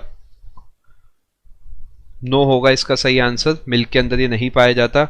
एस्कॉर्बिक एसिड का जो पॉपुलर नेम है वो विटामिन सी है। ये सवाल रिपीट है, इस पे ज़्यादा टाइम नहीं लगाएंगे। विनेगर का क्या दूसरा नाम होता है? इथेनोइक एसिड होता है। Explosion of crackers is an example of क्या? जो पटाखे फूटते हैं भैया, दिवाली अभी अभी गई है तो ये सवाल आपको पता होना चाहिए, क्या होगा? दिवाली अभी अभी गई है, एक्सप्लोजन ऑफ क्रैकर्स जो है वो इनमें से क्या है? प्रेसिपिटेशन है, प्रेसिपिटेट बनता है, डिकम्पोज होती है कोई चीज़, इवेपोरेट होती है कोई चीज़, या कंबस्ट होती है कोई चीज़, जलती है। कंबशन होगा इसका आंसर। जिसे नहीं पता फटाफट से कॉपी पेन उठाओ, यहीं पे चीज़ों को निपटाते चलो। फ्यूचर में वीडियो देखूंगा, फ्यूचर कुछ नहीं, फ्यूचर में और भी मैंने आपको बहुत कुछ पढ़ाना है, तो इसलिए अभी चीज़ों को निपटाते चलो। कंबशन इसका आंसर होगा, कंबशन होता है, कीप दिस इन माइंड। आगे चलते हैं। अ ट्रेडिशनल बैटरी, ये देखो कुछ सवाल ऐसे हैं जो हम केमिस्ट्री के साथ साथ बायोलॉजी, कुछ सवाल फिजिक्स, इंटर रिलेटेड है। जीएस की यही खास बात है कि आप कहीं से भी पढ़ो, ज्यादा पढ़ लो कम मत पढ़ो, 2 बार सवाल को पढ़ लो, चीजों को मिस मत करो बस। बैटरी में कौन सा एसिड होता है, इस पिछली बार मैंने आपको बताया था, इस बार आप मुझे इसका आंसर दोगे। Sodium bicarbonate, sulphuric acid, ethanol या इथाइलिन ग्लाइकोल। ये सल्फ्यूरिक एसिड इसका आंसर होगा। जो स्टार्टिंग से जुड़ा हुआ है सेशन में उसे बात पता होगी, हम ऑलरेडी डिस्कस कर चुके हैं चीज। सल्फ्यूरिक एसिड एक स्ट्रॉन्ग एसिड है, H2SO4। Which of the following acids is present in ant bites. Ant bite जो होती है, क्या ये हम ऑलरेडी डिस्कस कर चुके हैं? जी हाँ। इसका मतलब ये है कि कुछ सेट्स के बाद, कुछ क्वेश्चंस के बाद हमें ये पता लग रहा है the pattern is repetitive, repeat हो रही हैं चीजें। इसी तरीके अगर आप पूरे पूरे सेशन को लगा के जाओगे, जो आगे आने वाले टाइम में भी मैं आपको सेशन कराऊंगा, बहुत ज्यादा फायदा होगा। आंट बाइट के केस में फॉर्मिक एसिड, आप याद रखना, फॉर्मिक एसिड जो होता है वो आंट बाइट या इंसेक्ट्स बाइट्स जो बाइट करते हैं, जनरली छोटे इंसेक्ट जो होते हैं, फॉर्मिक एसिड उनमें पाया जाता है। About 70% of the sun is made of क्या। अब जो सन है उसमें सबसे ज्यादा कौन सी गैस पाई जाती है? क्या वो हाइड्रोजन है, क्या वो हीलियम है? मैं आपको क्लियरली बता देता हूँ, सन जो है मेनली 2 ही गैसेस से बना, हाइड्रोजन प्लस हीलियम। यही वो गैसेस हैं जो कि एक तरीके से सन को एनर्जी प्रोवाइड करती है। हाइड्रोजन या हीलियम, याद रखना, बहुत लोगों को हीलियम आंसर लगता है, हाइड्रोजन सही आंसर होगा। करीब करीब 65 से 70%, 70% जो आपका है हाइड्रोजन पाया जाता है सन के अंदर। Hydrogen would be the correct answer. What is the dominant chemical present in detergent powder? जो कपड़े धोने का पाउडर होता है, जो सरफ जिसे आप बोलते हो, इनमें से क्या उसके अंदर पाया जाता है? अब देखो एलिमिनेशन मेथड लगाओ। कैल्शियम कार्बोनेट तो नहीं होगा, कैल्शियम कार्बोनेट तो एक अलग चीज हो गई। सोडियम कार्बोनेट हो सकता है। हाइड्रोक्लोरिक एसिड बिल्कुल भी नहीं होगा, एसिड नहीं होगा, कपड़े बिल्कुल जल जाएंगे। सोडियम एल्काइल सल्फेट ये भी नहीं होगा। सोडियम कार्बोनेट पाया जाता है, ये ध्यान में रखना। सोडियम कार्बोनेट जो है ये पाया जाता है आपका किसके अंदर? जो डिटर्जेंट पाउडर होता है उसमें सोडियम कार्बोनेट पाया जाता है। नहीं पता अभी नोट कर लो, बहुत बार ये सवाल रिपीट होता है। What is the chemical name of the deadly poison cyanide? Very important question. Elimination method लगा दो, सिर्फ नहीं पता जाने दो, बस ये देखो क्या क्या नहीं हो सकता।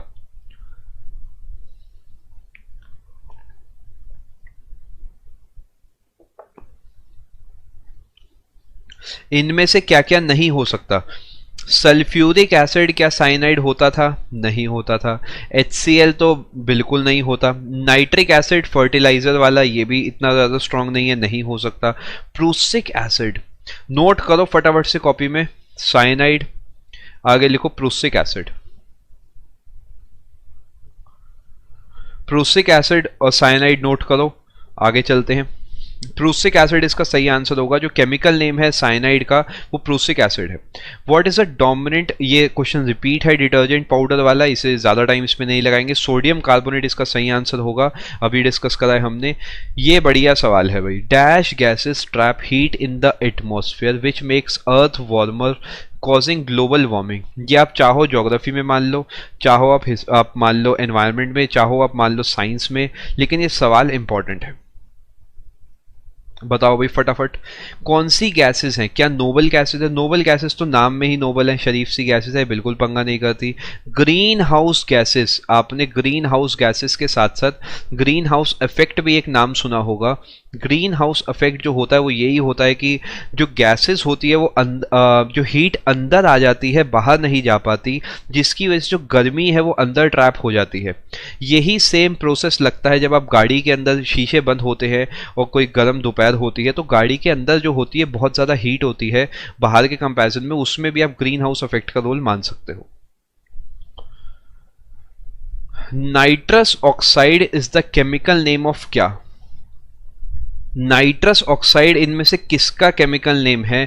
याद करो, हाउसफुल मूवी जरूर देखी होगी, उसमें भी ये आप सुना होगा पक्का पक्का, वैसे भी काफी फेमस है। फायर एक्सटिंग्विशर, मॉस्किटो रिपेलेंट, मच्छर भगाने वाला, टीयर गैस, आंसू गैस, नहीं। लाफिंग गैस, लाफिंग गैस जो है ये नाइट्रस ऑक्साइड का केमिकल नाइट्रस ऑक्साइड जो है इसी का केमिकल नेम है। लाफिंग गैस के नाम से जनरली इसे बोला जाता है।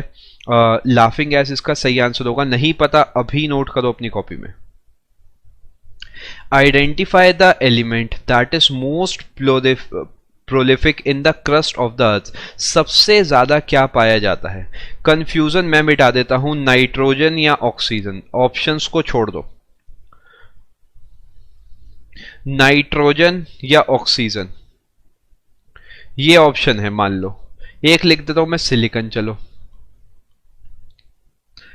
सिलिकॉन आया है सर्वेश का आंसर, खुशबू का आया है, ऑक्सीजन मोहम्मद का आया है, ऑक्सीजन अर्चित का है, सिलिकॉन। फटाफट से बताओ नाइट्रोजन, ऑक्सीजन या सिलिकॉन? ऑक्सीजन।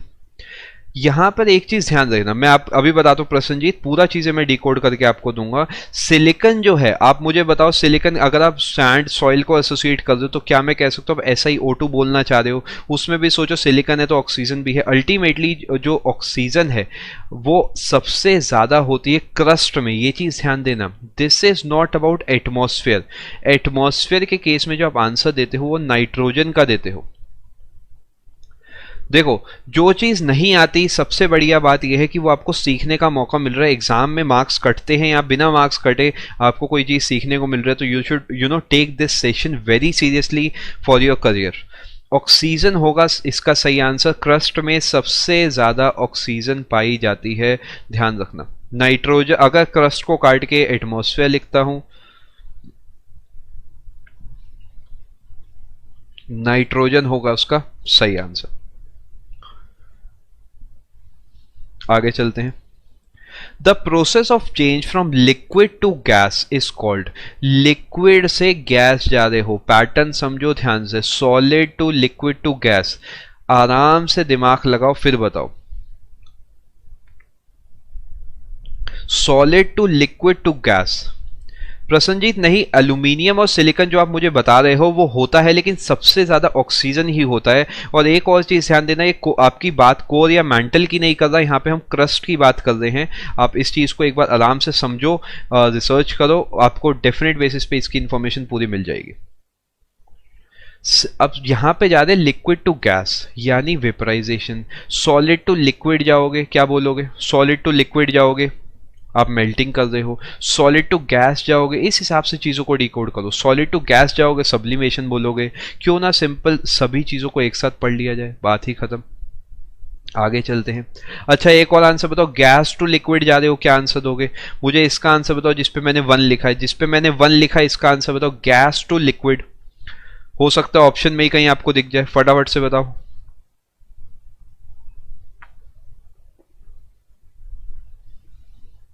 कंडेंसेशन, बहुत बढ़िया, शाबाश। इसका आंसर लिक्विड टू गैस वाले का वेपराइजेशन होगा।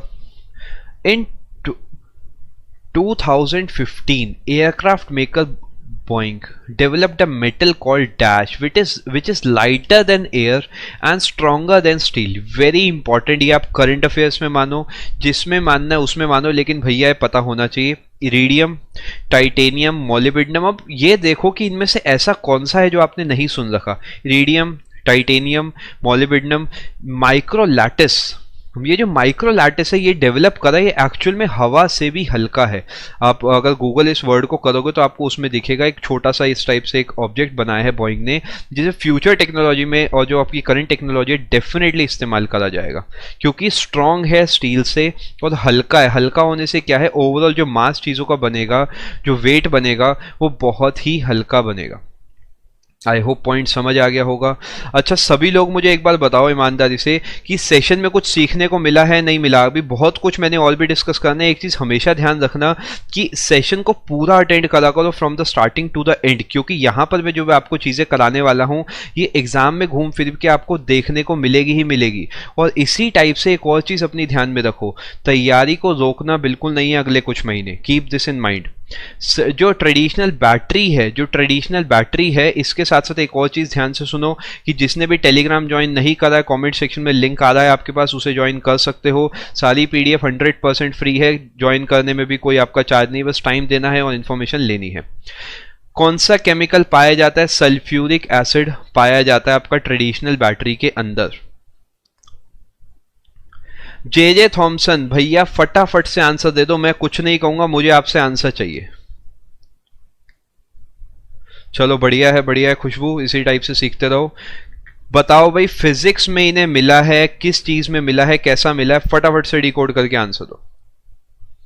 Electron would be the correct answer. Electron बिल्कुल सही आंसर है। इलेक्ट्रॉन के लिए इन्हें मिला था। बेसिकली इन्होंने conduction of electricity bye gases का इन्होंने आविष्कार करा था कि ऐसा कैसे हो रहा है। जो अगर आप किसी भी गवर्नमेंट जॉब एग्जाम की तैयारी कर रहे हैं, चाहे वो एसएससी का कोई एग्जाम है, बैंकिंग का एग्जाम है या रेलवेज का एग्जाम है, इस पॉइंट पे जो बेस्ट बैच आप लगा सकते हैं वो है 15 नवंबर से स्टार्ट होने वाला अग्नि बैच। इसमें हमारी पूरी टीम आपको मिलकर पढ़ाने वाली है एंड सभी के सभी एसएससी सीजीएल का एग्जाम अपने समय में क्रैक कर चुके हैं, तो हमारे एक्सपीरियंस का पूरा फायदा आपको होने वाला है एंड पूरा का पूरा सिलेबस आपको इस बैच में कवर कराया जाएगा। चाहे वो आपका मैथ्स हो, चाहे वो इंग्लिश हो, चाहे रीजनिंग हो, चाहे जनरल अवेयरनेस हो, करंट अफेयर्स हो, सब कुछ इसमें कराया जाएगा एंड थ्योरी के साथ साथ प्रैक्टिस पे भी खास ख्याल रखा जाएगा कि जो लेटेस्ट पेपर्स हुए हैं वो सब भी आपको क्लास में अच्छे से प्रैक्टिस कराए जाएं। ये बैच टिल एग्जाम चलने वाला है। 1000+ आवर्स का बैच है और अनअकैडमी प्लस पे आप अगर नहीं है किसी वजह से तो आप PMYT डिस्काउंट कोड का इस्तेमाल करके प्लस पे आ सकते हैं और इस बैच को देख सकते हैं। इसका लिंक आपको इस वीडियो के साथ मिल जाएगा। बाकी मिलते हैं आप सभी से क्लासेस में।